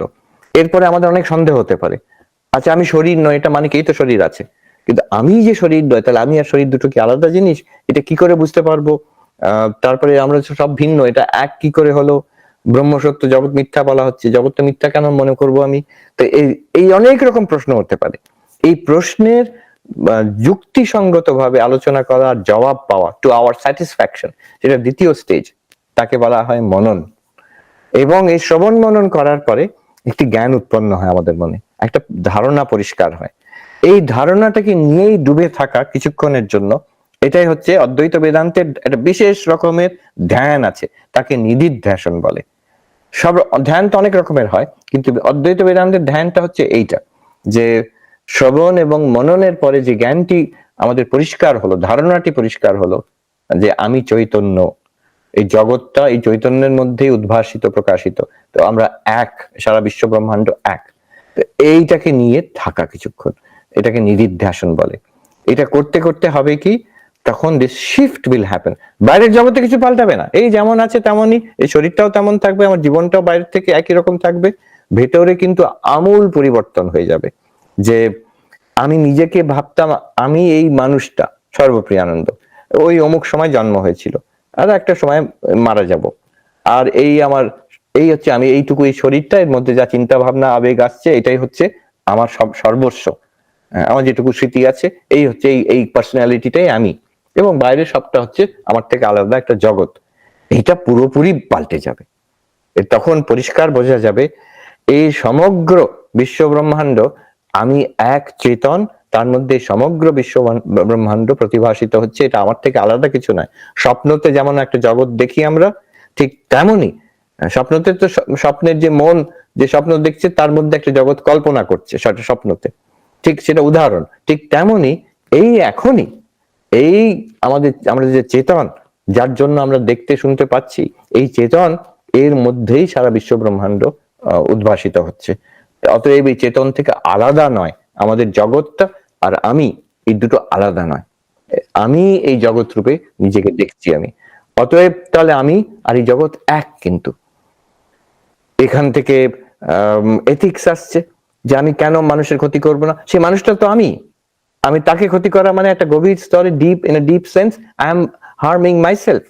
যদি সেলফিশনেসই হতে হয় তাহলে let us B enlightened selfishness with a capital S, যেটা অন্যদের থেকে আলাদা নয়। এই একটা one self of all beings, সংস্কৃততে বলে একাত্মা। We are all one self. এইটা অদ্বৈত বেদান্তের teaching. Based on this one self comes ethics. এটা যদি সত্যি সত্যি আমি বিশ্বাস করি, then my life will be ethical. Based on this one self, ঠাকুরের শিবজ্ঞানে জীব সেবা, এই যে মানুষের সেবা করছি আমি, এটা পুজো। আমরা কর্মযোগে বললাম এটা পুজো, এটা ঈশ্বরের পুজো। কি করে ঈশ্বরের পুজো হতো? এটা মানুষ একটা রুগীকে মেডিসিন দিলাম, সে তো রুগী মানুষ, মেডিসিন দিচ্ছি, এর থেকে আর ঈশ্বর এইসব বলা কি দরকার? কিন্তু আমি যদি সেই এক চেতন, তার মধ্যেই সেই রুগী দেখা দিচ্ছে, তাহলে কিন্তু সেই চেতন তো ঈশ্বর। তো সে তিনি রোগী রূপে দেখা দিচ্ছেন, তিনি যে বুভুক্ষ মানুষ তার রূপে সেই রূপে দেখা দিচ্ছেন, যে বন্যা পীড়িত মানুষ সেই রূপে দেখা দিচ্ছেন, যে যে দুঃখে ডুবে আছে, কষ্টে আছে সে মানুষ, সেই কিন্তু সেই একই চৈতন্য এই রূপে দেখা দিচ্ছেন। তাকে সাহায্য করা, তার সেবা করা, সাহায্যও নয় সেবা করা, এটা কিন্তু আমার সেই চৈতন্যেরই আরাধনা হয়ে যাচ্ছে, ঈশ্বরেরই আরাধনা হয়ে যাচ্ছে, শিবজ্ঞানের জীব সেবা হয়ে যাচ্ছে। এই অদ্বৈত বেদান্তের উপরই ভিত্তি করা শিবজ্ঞানের জীব সেবা, এই অদ্বৈত বেদান্তের উপরই ভিত্তি করা ঠাকুরের এবং স্বামীজির সর্বধর্ম সমন্বয়। যে যারা অদ্বৈততে বিশ্বাস করেও না, কিন্তু তারা কে দ্বৈতবাদী, কেউ হিন্দু, মুসলমান, কেউ খ্রিস্টান, কেউ বিভিন্ন ইহুদি, বিভিন্ন ধর্মের মানুষ নিজের একে অপরের সঙ্গে লড়াই করছে। কোনো দরকার নেই, যেহেতু অদ্বৈত বেদান্ত দেখায় এক তত্ত্ব, সেটাই এত রূপে দেখা দিচ্ছে। লড়াই কিসের জন্য? কার সঙ্গে কে লড়াই করবে, কার জন্য? যে আমার দেবতা আর তোমার দেবতা, এই কথাটাই আমূল ভুল। দেবতা তো দুটো হয় না, একটাই হয়। সব ধর্মেরই শিক্ষা সেটা। আর এখানে অদ্বৈত বেদান্তের এক পা এগিয়ে গিয়ে বলছেন সেই দেবতা বাইরে নেই, সেটা তোমার ভেতরে আছে, সবাইকার মধ্যে আছে এবং তোমার ভেতরে আছে, এবং তুমি সেটা, তোমার দেবতা তুমি এক জিনিস। your real nature, not as this person, of course. ভগবান আর এই ছোট পার্সোনালিটি কখনো এক হতে পারেন না, কিন্তু এই ছোট পার্সোনালিটি শেষ পর্যন্ত ছোট পার্সোনালিটি নয়, এটা এক অনন্ত অস্তিত্ব, চৈতন্য এবং আনন্দ, সচ্চিদানন্দ। সেইখানে ঈশ্বর আর জীব এক হয়ে যাচ্ছে। এই তো চলতেই পারে, কিন্তু সময় ফুরিয়ে এসেছে। অতএব আমার মনে হয় অনেকের প্রশ্ন উত্তর থাকবে, অনেক প্রশ্ন থাকবে, প্রশ্ন উত্তরে আমরা মনে হয় প্রবেশ করাটা খুব ভালো হবে। প্রশ্ন পরিচালনা কে করবেন? হ্যাঁ মহারাজ, আমরা তাহলে এবার প্রশ্ন উত্তর নেব। রেজেন্ট অনেকেই করেছেন, আমি এক এক করে যারা রেজেন্ট করেছেন তাদের এক এক করে বেশ আমি সিরিয়ালি মহারাজ নামটা ডাকছি, তারপরেই আমরা আপনারা নিজেদের এক এক করে যার নাম বলবো তাদের মাইকটা আনমিউট করবেন এবং তারপর আমরা প্রশ্নগুলো নেব। সৌমিতা নায়েক। হ্যাঁ, নমস্কার, প্রণাম মহারাজ। প্রণাম, আমি যে সৌমিতা নায়েক কামারপুকুর থেকে বলছি। মহারাজ, আমার হচ্ছে একটা প্রশ্ন, যে আজকের দিনে দাঁড়িয়ে আমরা যেটা দেখতে পাচ্ছি যে ইউথদের মধ্যে একটা দেখা যাচ্ছে যে ভ্যালু সিস্টেমটা খুবই মানে লো, মানে দেখা স্পেশালি কলেজ বা ইউনিভার্সিটি লেভেলে তাদের মধ্যে সমস্ত কিছুই হারিয়ে যাচ্ছে। তো আজকের দিনে দাঁড়িয়ে যদি আমি সাইকোলজি বা পজিটিভ সাইকোলজি বলি, তো ওখান থেকে স্পিরিচুয়ালিটি কিভাবে এটাকে মানে ডেভেলপ করবে যদি একটু বলেন আর কি। You are right, that is true. আমাদের ভ্যালু সিস্টেমের একটা বিরাট পরিবর্তন আসছে, আর তার অনেক দিকটাই কিন্তু অবনতির দিকে, কিছু ভালো দিকও আছে, কিন্তু অনেক দিকটা অবনতির দিকে আসছে। সেটা আমরা একদিকে বলতে পারি পাশ্চাত্যের ইনফ্লুয়েন্স, কিন্তু এখন সেটা গ্লোবালাইজড কালচার হয়ে গেছে। সেটা শুধু যে আমেরিকার থেকে আসছে তা নয়, সব জায়গায়, ইউরোপেও তাই, জাপানেও তাই, আর ইন্ডিয়াতেও তাই। এখন একই রকম ভ্যালু সিস্টেম, একই রকম কালচার দেখবেন। ওই ইন্টারনেটের জন্যই আর বিশেষ করে সবাই একই জিনিস দেখছে, একই গান শুনছে, একই সিনেমা দেখছে, একই জিনিসের একটা নকল করে যাচ্ছে সবাই সারা পৃথিবীতে। তার জন্য এই এফেক্টটা হচ্ছে। এর জবাবে আমি এটুকুই বলবো, when you want to transfer these ideas to somebody, young people, তো সেখানে you have to show it in such a way that যে ওদের এখনই কি লাভ হবে। সো যে জিনিস, যার জন্য আমি প্রথমে আরম্ভ করলাম আমার ছোটবেলাকার অভিজ্ঞতা দিয়ে, যখন মঠে যেতাম এবং বেদান্তের বই পড়তাম, বাড়িতে স্বামীজির বই পড়তাম, আমার ভালো লাগতো, আমার আনন্দ পেতাম। আর এটা একটা জীবনের আদর্শ বলে আমার মনে হতো, যে এইভাবে যদি জীবনযাপন করতে পারি খুব ভালো হবে। তাহলে এই ভাবটা, এটা কিন্তু ইয়াং ছেলের মধ্যে সবসময় আছে। One advantage of youth is idealistic. তারা একটি আদর্শ চায়, হয়তো ওপেনলি খুঁজছে না, এখন মেতে আছে তার সোশ্যাল মিডিয়া নিয়ে, মোবাইল নিয়ে, but there is always the desire for a higher life, a better life. অনেক সময় বয়স্কদের, বৃদ্ধদের আর ক্লান্তির জন্য কোনো উৎসাহ থাকে না। The young people are full of enthusiasm. আমি তো দেখি যে কিছুটা স্যাটিসফাইড হয়ে গেলে, বিশেষ করে আমেরিকাতে, এখানে আমি দেখি প্রায় প্রতিদিনই ভারতীয় যারা ইয়াংস্টার্স, ছেলে মেয়েরা, তারা রীতিমতো ভালো পড়াশোনা করে এখানে একটা সুযোগ পেয়েছে, এখানে কোথাও একটা ইউনিভার্সিটিতে হয় মাস্টার্স করছে, নাহলে পিএইচডি করছে, নাহলে কোনো বড় কোম্পানিতে চাকরি পেয়ে গেছে, অনেক টাকা রোজগার করছে, ইয়াং পার্সন, আনম্যারিড এখনো। তো তারা এখন, তাদের মনে একটা প্রশ্ন জেগেছে যে আমি তো দেখতে পাচ্ছি যা চেয়েছিলাম মোটামুটি পেয়ে গেছি। দেখুন, যখন চাইছি একটা জিনিস, তখন ওই নিয়ে মেতে থাকে মানুষ। আমি আমেরিকায় যাব, কি কোনো বিদেশে যাব, ওখানে পড়াশোনা করব, কিংবা একটা বড় মাল্টিন্যাশনাল কোম্পানিতে চাকরি করব, তো এইটা নিয়ে মেতে থাকে। কিন্তু যখন পেয়ে গেছি, যখন যা চাইছি সবই পেয়ে গেছি, তখন কিন্তু কেমন একটা এমটিনেস মনে হচ্ছে। এই মানে মেটেরিয়াল জগতে যদি চাহিদা থাকে, তার আমি বলি যে দুটোই পরিণতি, একটু নেগেটিভ কথা, দুটোই পরিণতি। একটা হচ্ছে হয় ফ্রাস্ট্রেশন, এই যে যদি না পাই তাহলে ফ্রাস্ট্রেটেড হয়ে যাব, আর যদি পেয়ে যাই তাহলে হয়ে যাবে ডিসঅ্যাপয়েন্টমেন্ট, অতৃপ্তিকরক। এই জগৎটার মধ্যে তৃপ্তি নেই। সবকিছু পেয়ে গেলে তখন ডিসঅ্যাপয়েন্টমেন্ট, মানে অনেক কিছু চাই, পেলাম না, ফ্রাস্ট্রেশন। দুটোই তো নেগেটিভ। তো মানুষ যখন এটা দেখছে, তখন একটা, সেই সময় যখন তারা ধ্যানের কথা, অনেকে মেডিটেশন ক্যাম্পে যায়, বেদান্তের কথা শোনে, অনেকে বুদ্ধিজমে অ্যাট্রাক্টেড হচ্ছে। Why? They want a higher philosophy of life, a transcendent philosophy. এই জগতে তো সব দেখলাম, যা ভালো হতে পারতো সব হয়ে গেল, আর একটু এটাই বাড়তে থাকবে একটু। এখন এখানে দুরকম লোক হয়।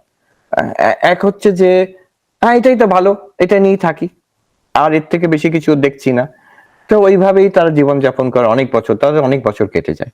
কিন্তু যারা একটু সেন্সিটিভ, চিন্তাশীল, বিশেষ করে young people, many of them are like that, তো তাদেরই মনে এই প্রশ্নটা জাগে। তখন Vedanta becomes very interesting and attractive. তখন মনে হয় আমার চাহিদা, এটা এমন নয় যে মহারাজরা বলছেন, মাস্টার মশাইরা, বাবা মা বলছেন, তা নয়। হাঙ্গার উইদিন মি, আমার একটা ক্ষুধা আছে এটার জন্য।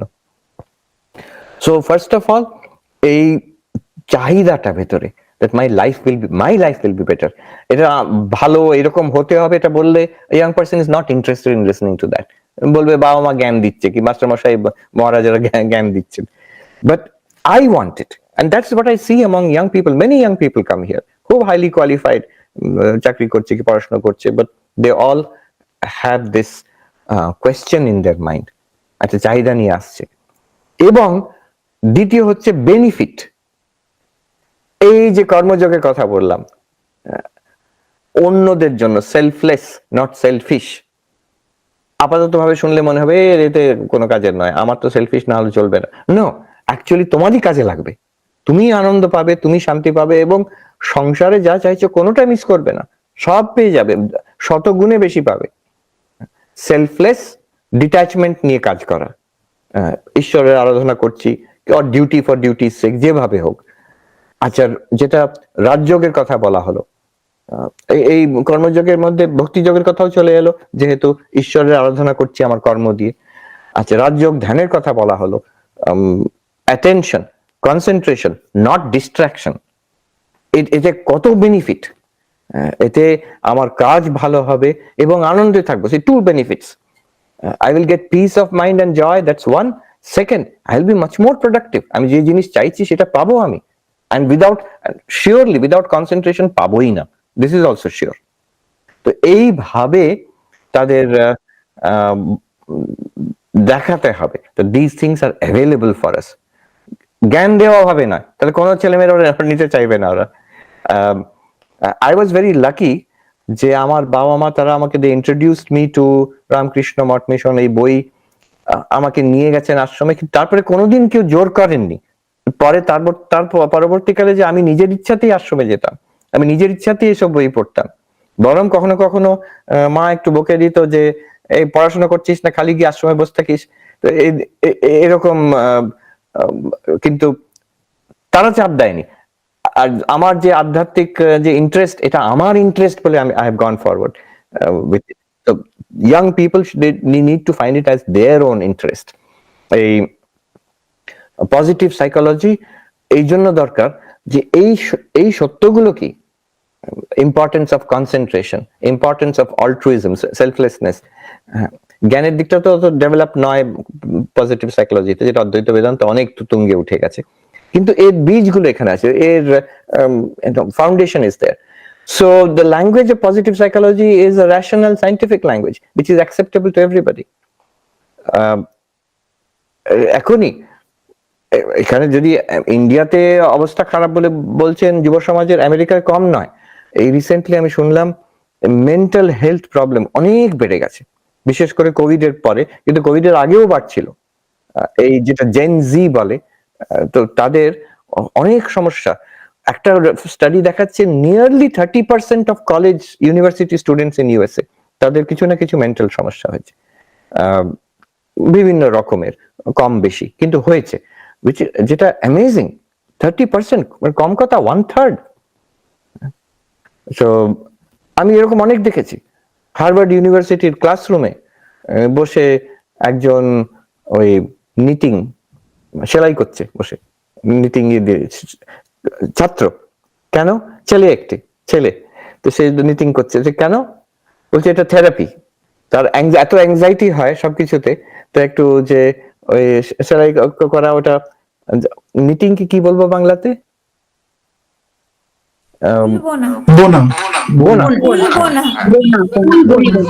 ভুলবো না, হ্যাঁ, সেলাই করা নয়, ভুলবো না, সেটা করছে। এখানে এখন যারা থেরাপিস্ট তারা ওটা একটা, যেমন আমি এটা উদাহরণ দিলাম, this is a kind of practice, তাতে মন শান্ত হবে।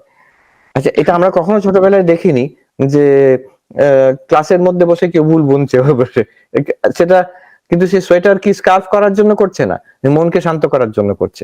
এটা একটা এক্সাম্পল, কত রকম যে এক্সাম্পল।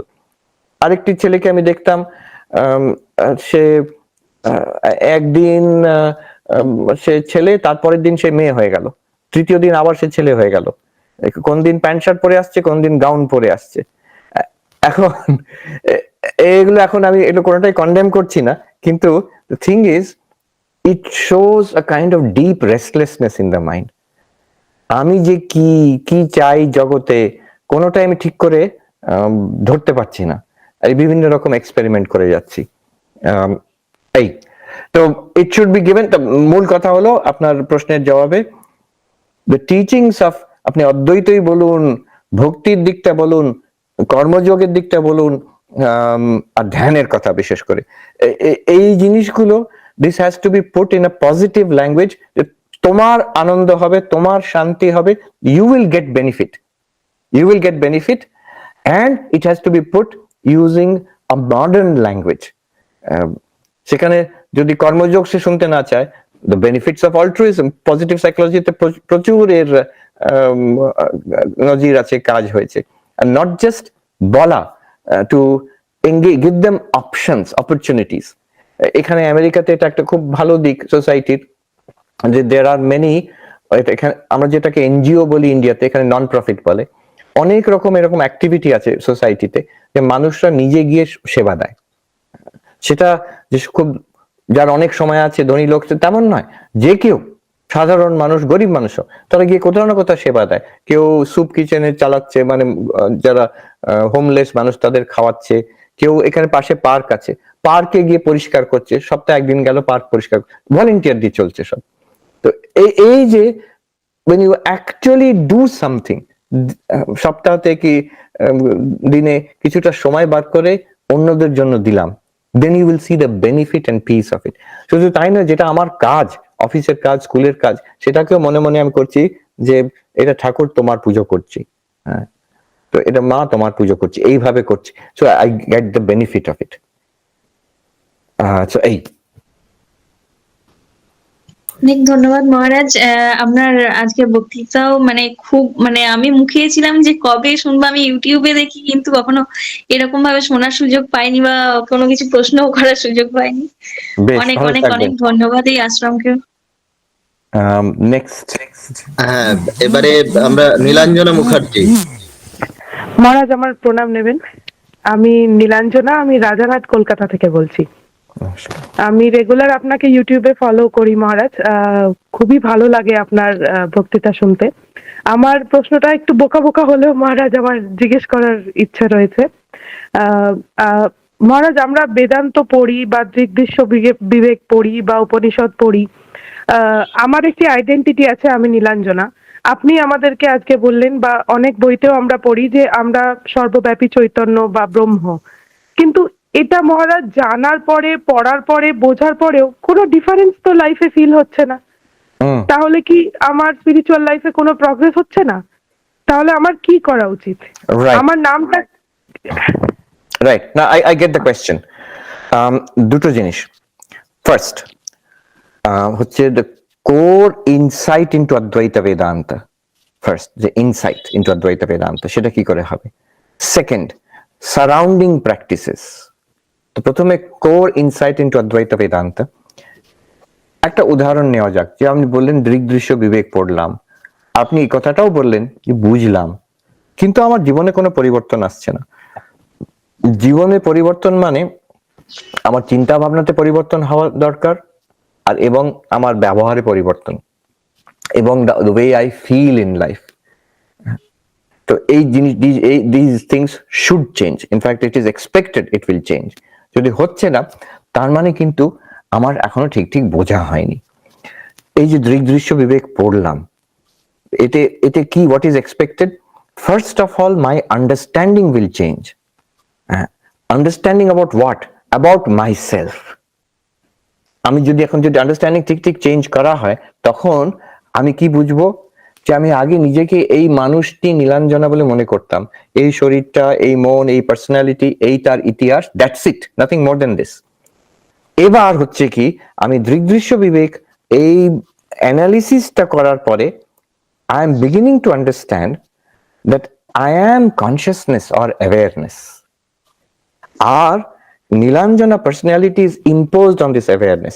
এই অ্যাওয়ারনেস প্লাস এই মন, এই মেমোরিজ, এই পার্সোনালিটি আর এই শরীর, এটাকে নিয়ে, সবটাকে নিয়ে আমি নীলাঞ্জনা বলছি।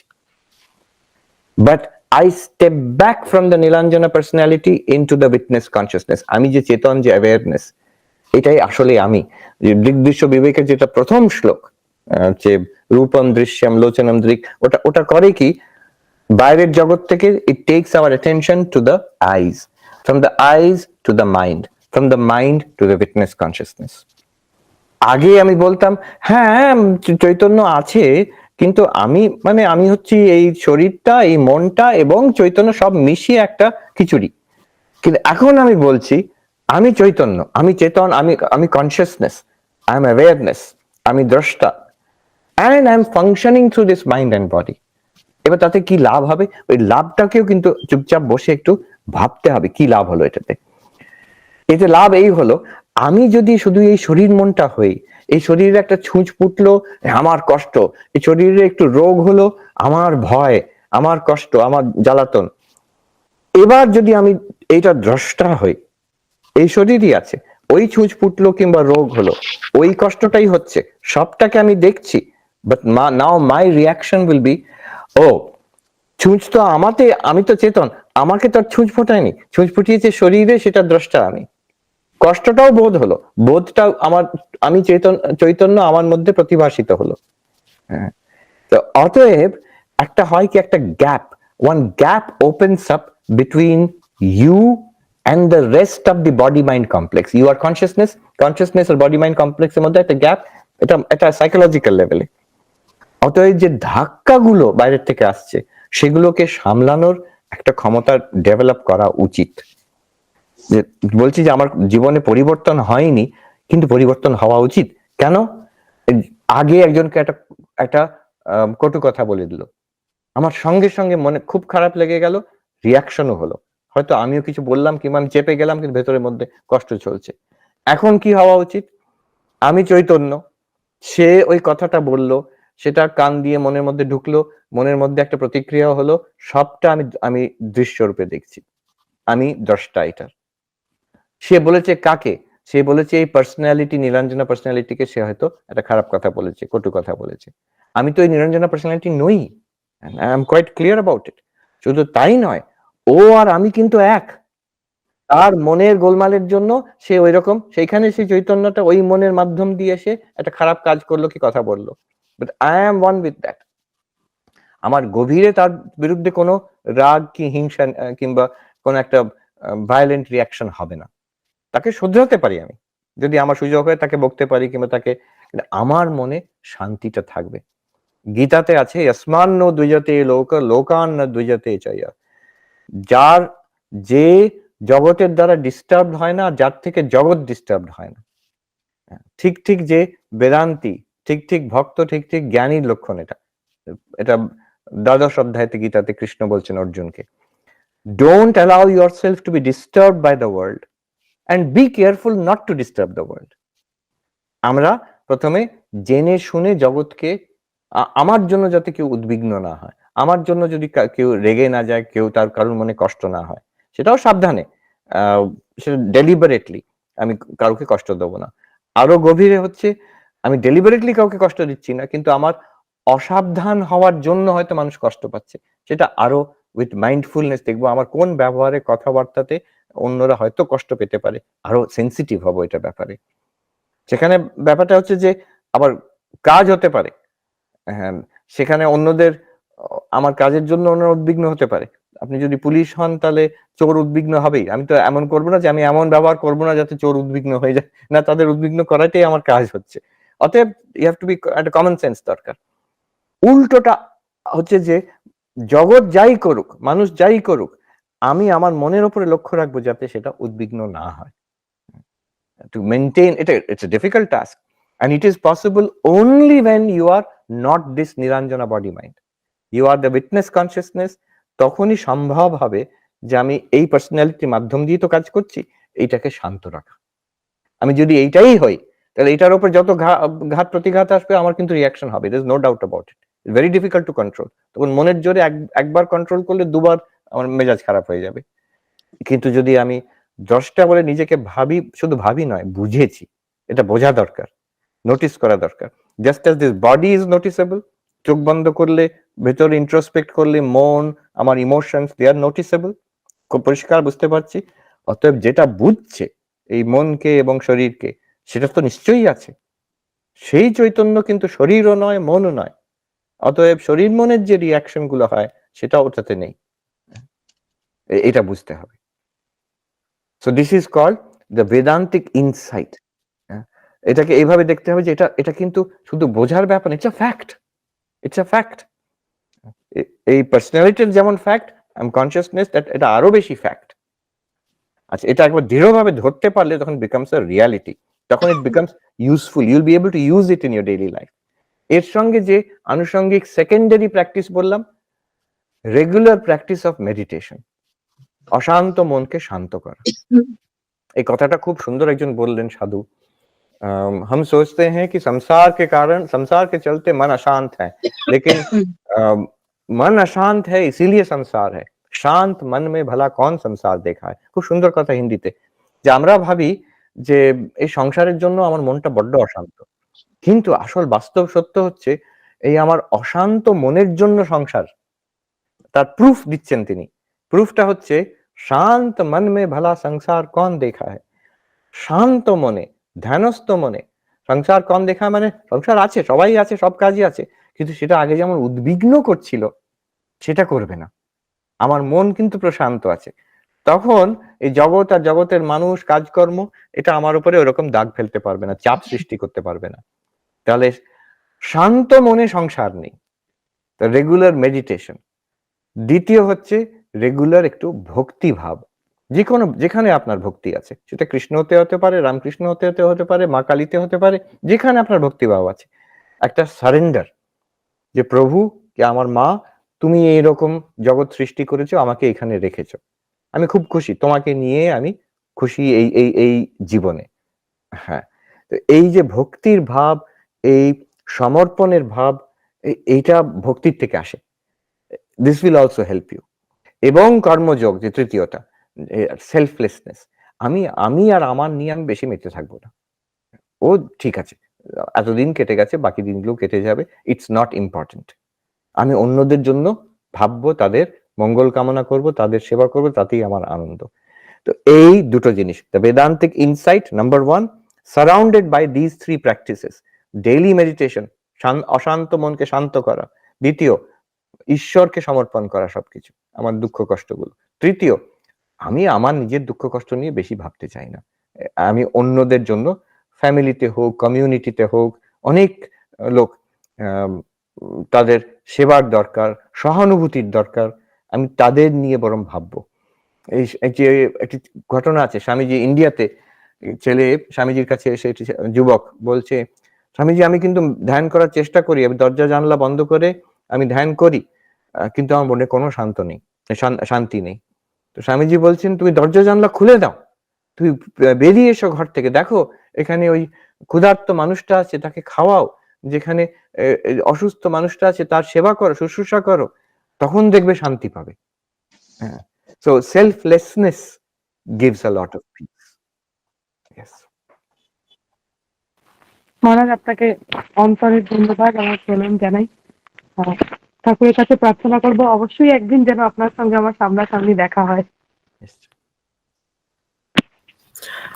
এরপরে আমরা সপ্তক দাস, আপনি আনমিউট করুন। হ্যাঁ মহারাজ, শোনা যাচ্ছে?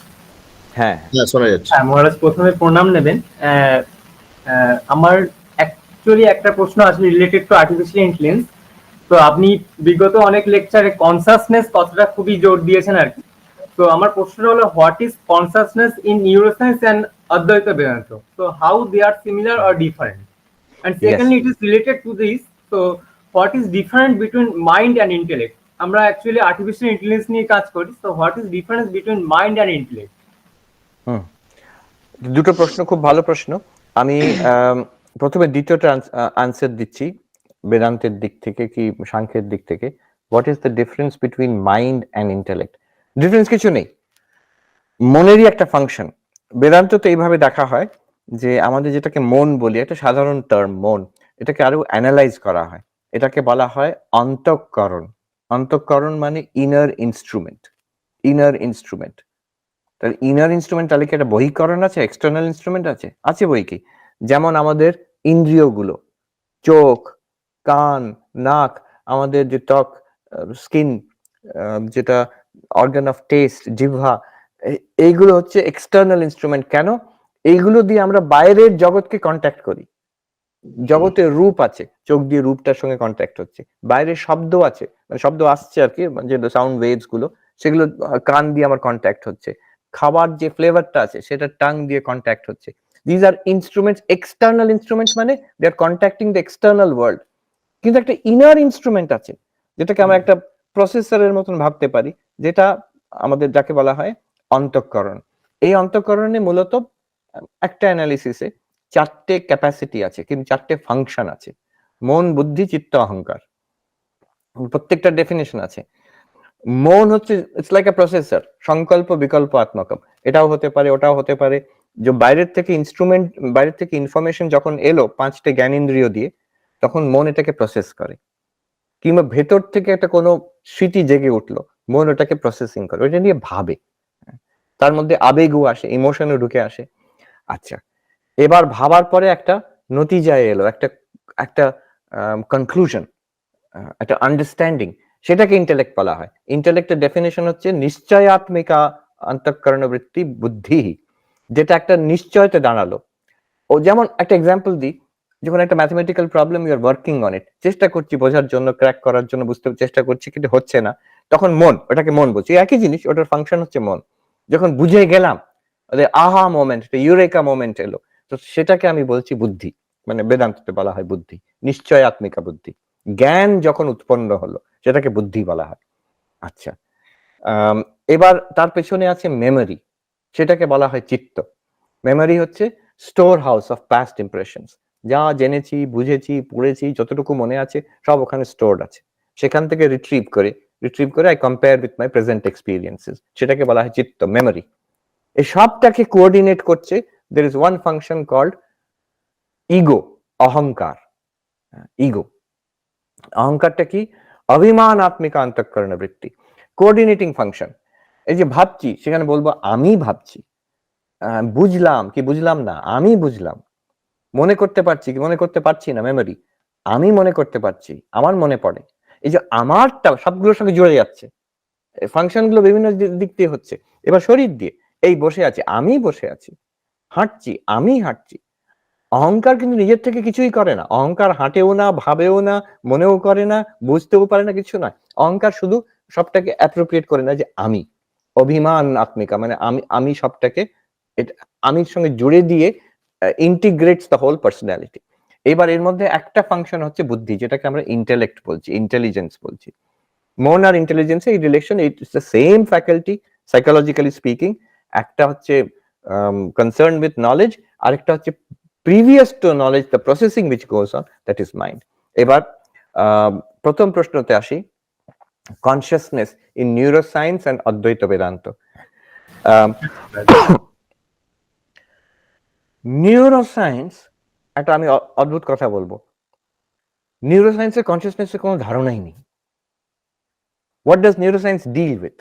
Neuroscience deals with the brain and the nervous system and the activities which go on in the brain and nervous system.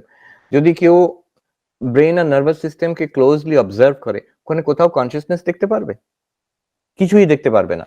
You will find some living tissue, আরো কাছ থেকে অবজার্ভ করলে কিছু কেমিক্যাল প্রসেস চলছে, আরো কাছ থেকে অবজার্ভ করলে tiny bits of electrical activities going on, খুব সূক্ষ্ম ইলেকট্রিক্যাল অ্যাক্টিভিটি চলছে, যেটা এফএমআরআই, ওই ফাংশনাল এমআরআই স্ক্যানে ধরা পড়ে। হ্যাঁ, এই অবধি কোথায় কনসিয়াসনেস, কোথায়?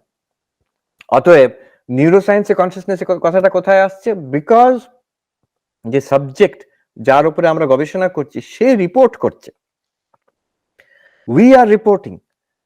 আমার একটা চেতন অনুভব হচ্ছে, আমি দেখতে পাচ্ছি, আমি শুনতে পাচ্ছি, আমার ব্যথা হচ্ছে, আমার আনন্দ হচ্ছে, আমার মনে পড়ে, এই যে ভেতর থেকে অনুভব, ফার্স্ট পার্সন এক্সপিরিয়েন্স, এটা যেহেতু আমরা রিপোর্ট করছি, now neuroscience has to deal with it. আচ্ছা, তাহলে দেখছি আমাদের যে neurochemical processes, electrical activity in the brain, it is somehow deeply correlated, strongly correlated. এই যে মানুষটা বলছে তার ব্যথা হচ্ছে, তার আনন্দ হচ্ছে, তার এই কথা মনে পড়ছে, হ্যাঁ, তো তার সঙ্গে এই অ্যাক্টিভিটি গুলো কানেক্টেড। অতএব ব্রেনের সঙ্গে এই কনসিয়াসনেসের কোনো কানেকশন আছে, এই অবধি হচ্ছে নিউরোসায়েন্সের অ্যাপ্রোচ। নাও অদ্বৈত বেদান্ত বলে উল্টো দিক থেকে দেখো, বাইরের থেকে, থার্ড পার্সন দিক থেকে নয়, তোমার নিজের দিক থেকে দেখো। তো নিজের দিক থেকে দেখলে দেখবে যে এই জগৎটা আছে, এটা ঠিকই, কিন্তু জগৎটা it is something that I am seeing, hearing, smelling, tasting, touching. আরো কাছ থেকে দেখলে এই সেন্স অর্গানস থেকে যা আসছে information, that I am processing and feeling, আমার একটা ভেতরের অনুভব হচ্ছে। সেই অনুভবগুলো কেন হচ্ছে, সেই কেনটার জবাব হচ্ছে consciousness. because of consciousness I am able to experience. কি এক্সপিরিয়েন্স? এভরিথিং। যা কিছু আমার এক্সপিরিয়েন্স হচ্ছে জগতে, it's because I am conscious. এই আমার অল অফ এক্সপিরিয়েন্স, এক্সপিরিয়েন্স কি আমরা বাংলাতে অনুভব বলবো, অনুভব, অনুভূতি, ডেফিনেশন কি? Consciousness plus an object. এই যে রূপ আমি দেখতে পাচ্ছি, colours and shapes, consciousness plus colours and shapes, এই আমার অনুভব হচ্ছে। বাইরের থেকে একটা ডেটা আসছে, তো সেটাতে আমাদের কনসিয়াসনেস ইলিউমিন করলে আমার অনুভব হচ্ছে এই সব কালার দেখতে পাচ্ছি, শেপ দেখতে পাচ্ছি। শব্দ আমরা শুনছি এখন, এই অনুভবটা কি? It is consciousness, you are conscious. হ্যাঁ, কনসিয়াসনেস, তারপরে মন আছে, তারপরে কান আছে, বাইরের থেকে একটা এয়ার ওয়েভ এলো, সাউন্ড ওয়েভ, সেটা তখন আমার শব্দের অনুভব হচ্ছে। তো কনসিয়াস সব জায়গায় দেখবেন এই স্ট্রাকচারটা, simple equation, consciousness plus object is equal to experience. What experience? Our whole life. আমাদের জীবনে যা করি, সেটা স্পিরিচুয়াল হোক, ওয়ার্ল্ডলি হোক, সাইন্টিফিক হোক, আমার ডে টু ডে লাইফ হোক, আর্টিস্টিক হোক, সব অনুভব হচ্ছে কনসিয়াসনেস প্লাস অবজেক্ট। আমরা কি, অদ্বৈত বেদান্ত বলছে আমরা সাধারণত কনসিয়াসনেসই, কিন্তু মন আর শরীর এগুলোর সঙ্গে জড়িয়ে বডি মাইন্ড কনসিয়াসনেস হয়ে একটা পুটলি, একটা খিচুড়ি হয়ে আমরা নিজেকে ভাবি। সেটা বেদান্ত কি করে, সেখানে এসে বিচার করে, অ্যানালিসিস করে দেখায় যে আপনি এই খিচুড়িটা নন, আপনি এই মিক্সচারটা নন। Even the body and the mind are also objects. পরিষ্কার এখনই অনুভব হচ্ছে, এই তো অবজেক্ট, শরীর তো একটা অবজেক্ট, মনও তো একটা অবজেক্ট। আমি দেখতে পাচ্ছি না আপনার মন, কিন্তু আপনি নিজে অনুভব করতে পারছেন আপনার মন। তো যা অনুভব করতে পারবেন, দ্যাটস অ্যান অবজেক্ট। সেটাকে অনুভব করছি বলেই তো এক্সপিরিয়েন্স অনুভব হচ্ছে, কনসিয়াসনেস প্লাস অবজেক্ট। তো শরীরটাও অবজেক্ট, এটা একটা ইনস্ট্রুমেন্ট, মনটাও অবজেক্ট, এটা একটা ইনস্ট্রুমেন্ট, কিন্তু আমি ইনস্ট্রুমেন্ট নই, আমি Chaitanya. This is what Vedanta wants to point out. আরেকটা স্টেপ বেদান্ততে। আচ্ছা, এই অবধি যেটা বললাম, এটা তো অনেক কথা বললাম, কিন্তু এটা আনডিনায়েবল। কেউ আজ অব্দি এটাকে অস্বীকার করতে পারেনি। আমি আছি, এটা কে অস্বীকার করতে পারে? জন্তু জানোয়ারের একটা অনুভব, তারা হয়তো মুখে বলতে পারবে না আমি আছি, কিন্তু তাদের অনুভব আছে আমি একজন, এগুলো সবগুলোর থেকে আলাদা, আদার দেন দি এনভায়রনমেন্ট, আমি একটা ইন্ডিপেন্ডেন্ট এন্টিটি। আমার অস্তিত্বের বিষয় সবাইকার আনকন্ট্রোভার্সিয়ালি আর incontrovertibly we are sure that we exist.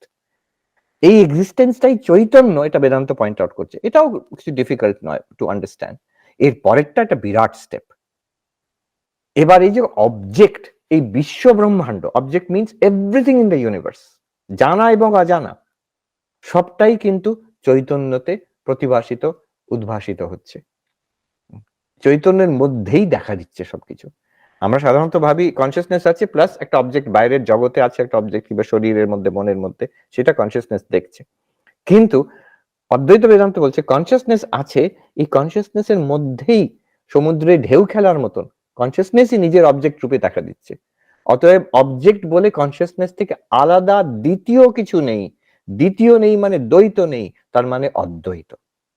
কিসের অদ্বৈত? কনসিয়াসনেসের অদ্বৈত, আত্মার অদ্বৈত, আপনার অদ্বৈত। আপনি হচ্ছেন অদ্বৈত, আপনি অ্যাজ কনসিয়াসনেস, ইউ আর অদ্বৈত। এইটাই অদ্বৈত বেদান্ত বলতে চায়। হ্যাঁ মহারাজ, বুঝলাম। আপনি যে সায়েন্স আর স্পিরিচুয়ালিটি যেভাবে রিলেট করলেন, খুবই ভালো লাগলো আর কি। হোক আবার দেখা হোক আর কি। খুব ভালো লাগলো, ভালো খুব থাকবে। ভালো লাগলো। এটা খুব ইম্পর্টেন্ট কাজ। আপনি আর্টিফিশিয়াল ইন্টেলিজেন্সে কাজ করছেন, এখন সবাই করছে কাজ। এখানে দেখছি আমেরিকাতে যত এই গত 1 বছর 2 বছর যারা দেখা করতে আসে, যারা সায়েন্সে, তারা নিউরো সায়েন্সেই কাজ করুন আর কম্পিউটার সায়েন্সেই কাজ করছে, সবাই হয়তো এআই কিংবা রিলেটেড কিংবা কনসিয়াসনেস স্টাডিজ এরকম কোন রিলেটেড ফিল্ডে অনেকে কাজ করছে এখন। এটা একদম হট টপিক এখন, কাটিং এজ। হ্যাঁ, ধন্যবাদ।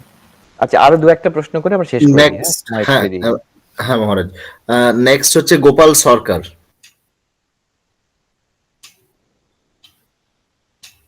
উনি যদি, হ্যাঁ নমস্কার, আমার কথা শোনা যাচ্ছে? হ্যাঁ শুনতে পাচ্ছি। হ্যাঁ হ্যাঁ মহারাজ, আমার একটা প্রশ্ন হচ্ছে যে আপনি যে বললেন ওয়ার্ক উইথ ডিটাচমেন্ট, তো এই ডিটাচমেন্ট নিয়ে যে কোনো কাজ করতে গেলে দেখা যাচ্ছে যে যে ধরনের মানে আউটকাম গুলো আসছে, ধরুন অর্থ আসছে, প্রতিপত্তি, যশ আসছে, তার সাথে আবার অ্যাটাচমেন্ট হয়ে যাচ্ছে, আবার এই অ্যাটাচমেন্টটা কাজের থেকে যে ডিটাচমেন্টটা সেটার মধ্যে ব্যাঘাত করছে। তো সেই সম্বন্ধে একটু শুনতে চাচ্ছি।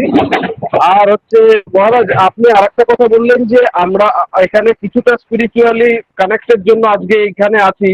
তো আজকের এই আলোচনার পরে এবং এমনিতেও আমাদের থেকে মানে আমাদের জন্য আপনার কি মেসেজ, যে আমরা সমাজে কি ধরনের বা কি বেদান্ত বা আজকের এই টপিকটা নিয়ে কি ধরনের কথা বলবো, বা বিশেষ করে যুব সম্প্রদায়ের সাথে কিভাবে ইন্টারাক্ট করবো, একটু যদি আলোকপাত করেন। হ্যাঁ, হ্যাঁ, আমি দ্বিতীয়টার থেকে আরম্ভ করছি। আমি এক কথায় বলতে গেলে বলবো রিড বিবেকানন্দ। আমরা নিজে আগে জানতে হবে। যেমন ওই অথর জেডি স্যালিঞ্জার বললেন যে আমেরিকান ইউথ আমাদের ওদের উচিত এই কর্মযোগ, রাজযোগ পকেটে নিয়ে ঘোরা। তো কর্মযোগটা তো পকেটে নিয়ে ঘোরা খুব সোজা, ওই ছোট্ট বই, সেটা পড়া দরকার। যেমন আর কি সুন্দর সুন্দর কাজ হয়। আমার সামনেই একটি ডায়েরি আছে, একজন তৈরি করেছেন, শ্রীনিবাস ভেঙ্কটরাম, বম্বে থেকে। তিনি করেছেন কি, ডায়েরিতে এই সব জায়গায় কর্ম নিয়ে একটা একটা আমাদের যে কাজ নিয়ে এক একটা করে কোটেশন স্বামী বিবেকানন্দ থেকে দিয়েছেন। আর পুরো ডায়েরিটার নাম হচ্ছে ইভলভ থ্রু ওয়ার্ক। তোমার নিজের কাজটাই সাধনা হয়ে যাবে। যেমন একটা একটা করে কথা বলি, কি মানে অদ্ভুত কথা, চুপ করে বসে ভাবার দরকার আর এবং কাজে লাগানোর দরকার। যেমন উনি বলছেন, স্বামীজির কথা বলছেন, our duty to others means helping others, doing good to the world. এই যে আমরা ভাবি না সারাক্ষণ এই সব তো ভালো কথা, কিন্তু আমার তো অনেক ডিউটি আছে জগতে, অনেক দায়িত্ব আছে। স্বামীজি বলছেন তোমার কোনো দায়িত্ব নেই। বমশেল, একটা যেন বোমা মারার মতন বলছেন, তোমার কোনো দায়িত্ব নেই, সব দায়িত্ব ঈশ্বরের দায়িত্ব। এবার তোমার দায়িত্ব হচ্ছে our duty is to help others.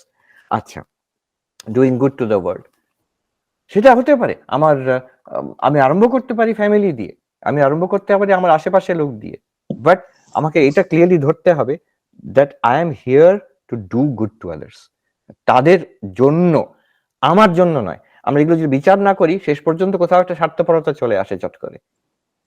So এই দেখুন একটা সুন্দর জিনিস, স্বামীজির বই পড়ে ঘেঁটে কিভাবে শুধু কর্মের দিকগুলো এখান থেকে বার করে করে নিয়ে এসছেন। যেমন আমরা ভাবি আচ্ছা এক্ষুনি কি করবো, স্বামীজির কি প্র্যাকটিক্যাল কথা, এক্ষুনি কি করবে, এই যে নেক্সট দায়িত্ব তোমার সামনে যেটা আছে, এই পরে একটা কিছু, সবাই একটা কিছু না কিছু করবে একটা, তো এইটাকে তুমি সাধনা করে দাও। যে কেউ রান্না করতে যাচ্ছে, আচ্ছা এটা আমি যেমন আশ্রমে মন্দিরে ভোগ রান্না করি ওইভাবে করছি মনে মনে, আমি ঈশ্বরকে খাওয়াবো এইভাবে। আমি একটা কলেজের অ্যাসাইনমেন্ট নিয়ে বসবো, এটা শ্রী ভগবান আমাকে এই জায়গায় রেখেছেন, এটাই আমার কুরুক্ষেত্র, এই আমার পুজো, এইটা দিয়ে আমি ঠাকুরের পুজো করবো। দেখুন স্বামীজি বলছেন যে এই নেক্সট তোমার যে দায়িত্বটা, এমন নয় যে বাহ খুব ভালো কথা শুনলাম, পরে বেলুর মঠে বসে গিয়ে ধ্যান করবো একদিন, কোন দিন যাবো, ও কোনোদিন হবে না। কিন্তু বলছেন, স্বামীজি বলছেন এই তোমার সামনে the next duty which is in front of you, সেটাকে সাধনা করে ফেলো। হ্যাঁ, সো দিস ইজ ইট। এখন যে প্রথম প্রশ্নটা উনি করলেন যে নিঃস্বার্থভাবে করছি তাতে কোনো এফেক্ট হয়, অনেক সময় নিঃস্বার্থভাবে যদি অনেকের জন্য কাজ করা যায় সঙ্গে সঙ্গে সাকসেস হয়। এটা একটা ইন্টারেস্টিং থিং যে জ্ঞান যোগ, রাজযোগ, ভক্তিযোগ, তাতে সাকসেস হওয়া একটু সময় সাপেক্ষ, ওগুলো বেশ স্ট্রাগল। কিন্তু কর্মযোগের একটা ব্যাপার হচ্ছে যে যেহেতু আপনি অন্যদের জন্য করছেন, সঙ্গে সঙ্গে আপনি প্রশংসা পাবেন, টাকা পয়সা এসে যাবে, তারপরে লোকজন জড়িয়ে যাবে, আপনার আশেপাশে জড়ো হবে সাহায্য করার জন্য, কাজে হাত দেওয়ার জন্য। মানুষ পছন্দ করে যে একজন লোক অন্যদের জন্য করছে। আমি এটা অনেকবার দেখেছি। কোথা থেকে কোথায় একটা ছোট কাজ আরম্ভ করলো, 10 গুণ, 100 গুণ, 1000 গুণ বেড়ে গেল কয়েক বছরের মধ্যে। এটা কর্মযোগের একটা বিশেষ দিক, একটা ট্রেমেন্ডাস পাওয়ার কামস।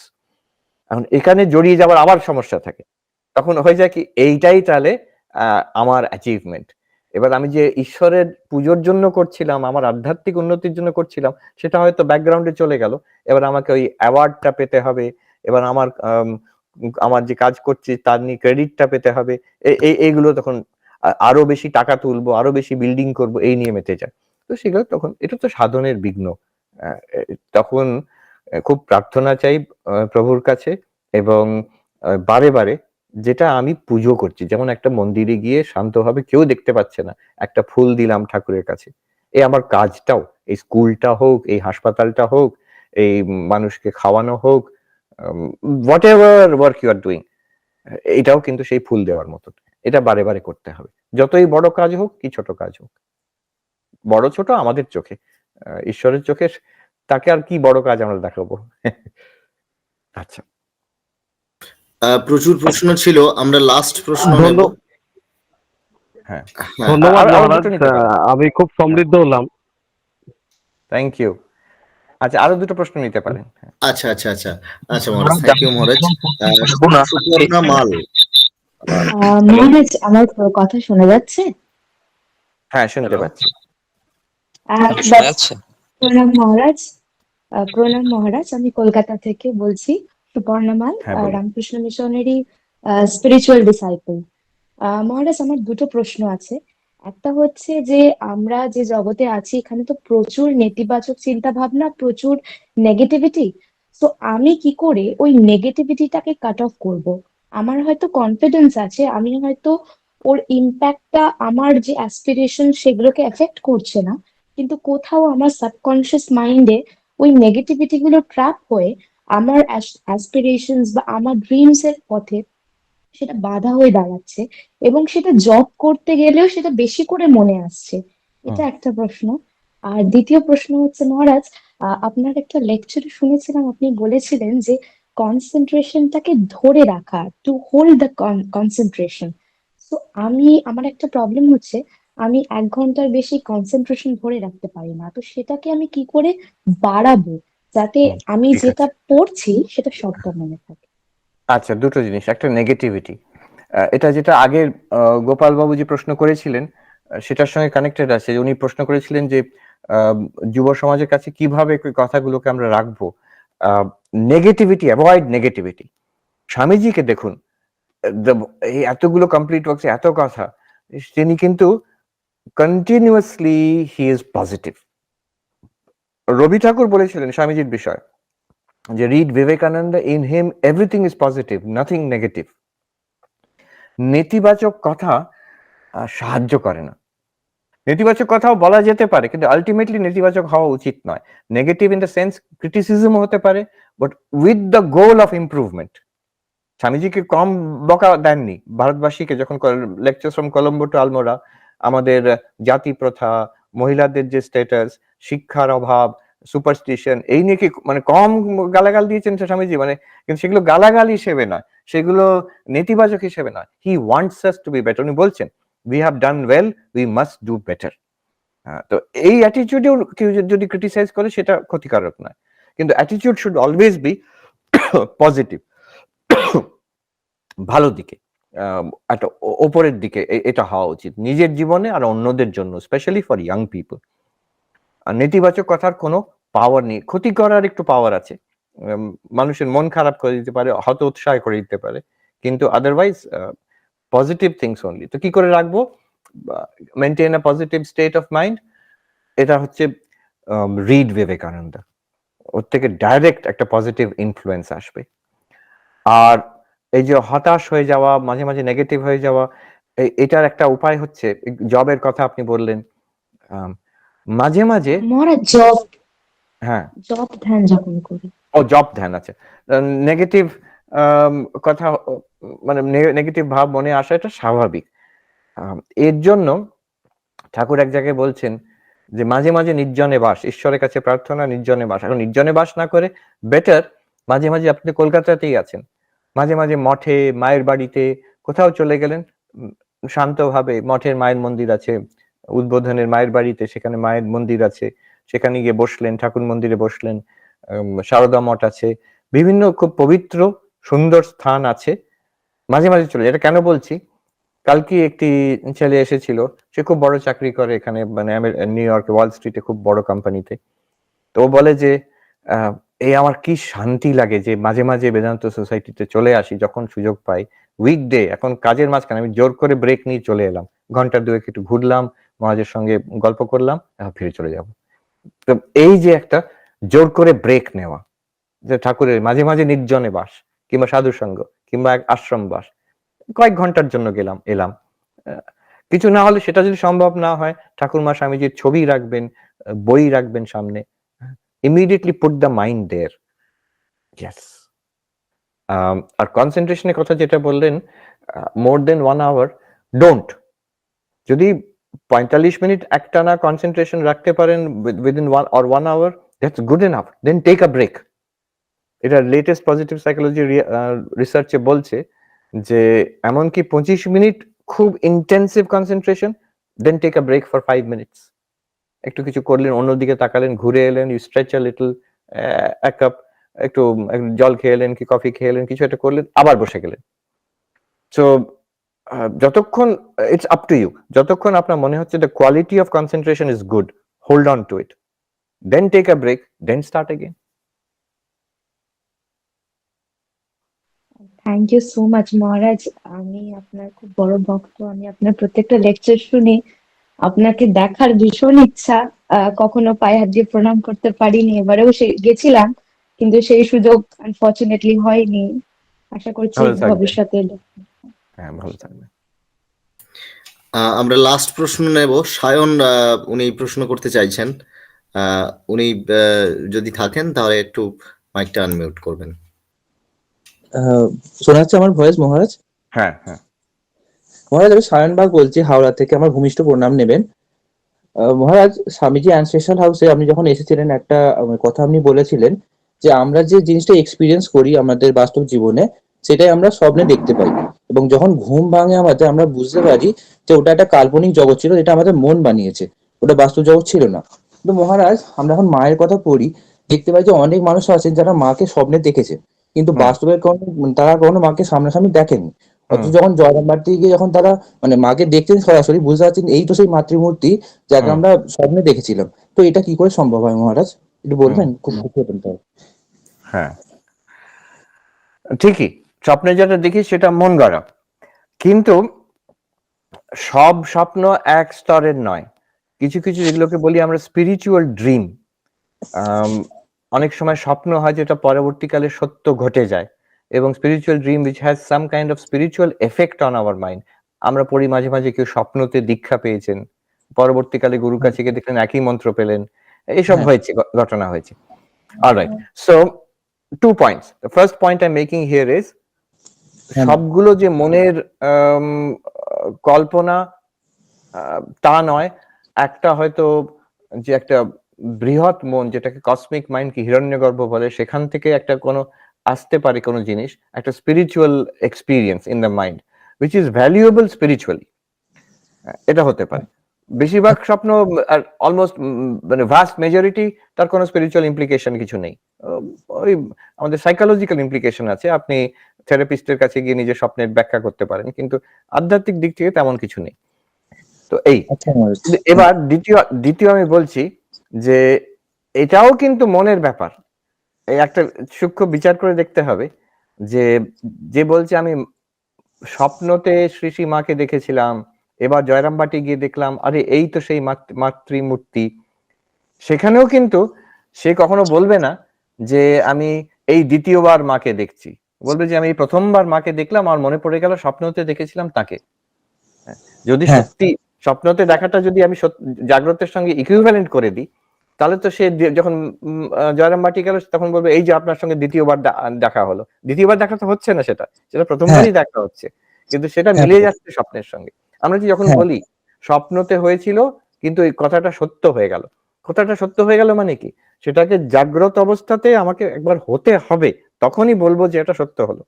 জাগ্রতে যে ঘটনাটা ঘটছে সেটাকে তো আর দ্বিতীয়বার হতে হচ্ছে না। জাগ্রতে আপনি কারোর সঙ্গে পরিচয় হলো, এক কাপ চা খেলেন, আর স্বপ্নতে সেই লোকটাকে দেখেছেন, তার সঙ্গে বসে চা খাচ্ছিলেন, স্বপ্ন হয়েছে। সেটা যখন অ্যাকচুয়ালি জাগ্রত হচ্ছে তখন আপনি বলবেন ও মিলে গেল, সেটা সত্য। কিন্তু জাগ্রতের ঘটনাটাকে আপনাকে আর বলতে হবে না যে এটা আরেকবার হলে তখন আমি বলবো যে এটা সত্য বলে, না, যখন হচ্ছে তখনই সত্য। তো অতএব মানে as a matter of reason, যেটা মনের মধ্যে ঘটছে স্বপ্নতে, সেটা স্বপ্নই। স্পিরিচুয়াল ড্রিমের একটা স্পেশাল ভ্যালু আছে, এই অবধি। ধন্যবাদ মহারাজ। অনেক প্রশ্ন রয়ে গেল, কিন্তু কিছু উপায় নেই, এখন তো সময়ও কেটে যাচ্ছে। আপনারা ভালো থাকবেন, and it's wonderful to spend this time with you. প্রণাম মহারাজ, প্রণাম মহারাজ। অনেক প্রশ্ন থাকলো, কিন্তু আমরা সব প্রশ্ন নিতেও পারবো না। অনেকে আবার হ্যাঁ হ্যাঁ, অনেকে অনেক মেসেজও করেছেন। মহারাজকে প্রণাম জানাই আমাদের সকলের পক্ষ থেকে। আর যারা এতক্ষণ আমাদের অনুষ্ঠান শুনলেন তাদেরকেও আমরা নমস্কার এবং প্রণাম জানাই। সবাই খুব ভালো থাকবেন। মহারাজ আবার যখন বেলুড় মঠে আসবেন তখন আবার দেখা হবে, কিংবা এই ভার্চুয়াল প্ল্যাটফর্মে আমরা আবার কোনো অনুষ্ঠানের নিশ্চয়ই চেষ্টা করব আয়োজন করার, এবং মহারাজকে অনুরোধ করব, কারণ অনেকেই আজকে থাকলেন যারা প্রশ্ন করতে পারলেন না। আবার অনেকে অনেক মেসেজও করেছেন। বিশেষ করে বলছেন যারা মহারাজ একটা অনুরোধ রাখছেন, যারা কিশোর, যারা তাদের জন্য, মানে যারা স্কুলে পড়ছে তাদের জন্য কিভাবে আমরা বেদান্তের শিক্ষা দিতে পারি তাদেরকে, এই বিষয় নিয়ে একটু আপনার কাছে আলোচনা শুনতে চাইছেন। এইসব বিষয়গুলো নিয়ে পরে আপনার সঙ্গে আমরা আলোচনা করে যদি কোনো সেশন রাখতে পারি, আমরা পরবর্তীকালে অনুরোধ করব। সবাই খুব ভালো থাকবেন। মহারাজ আমাদের সকলের প্রণাম গ্রহণ করবেন। একটা শান্তি মন্ত্র পাঠ করে দিই। হ্যাঁ হ্যাঁ মহারাজ। ওম শান্তি শান্তি শান্তি, হরি ওম তৎসৎ। শ্রী রামকৃষ্ণার্পণমস্তু। সবাই ভালো থাকবেন। প্রণাম মহারাজ। নমস্কার। প্রণাম মহারাজ।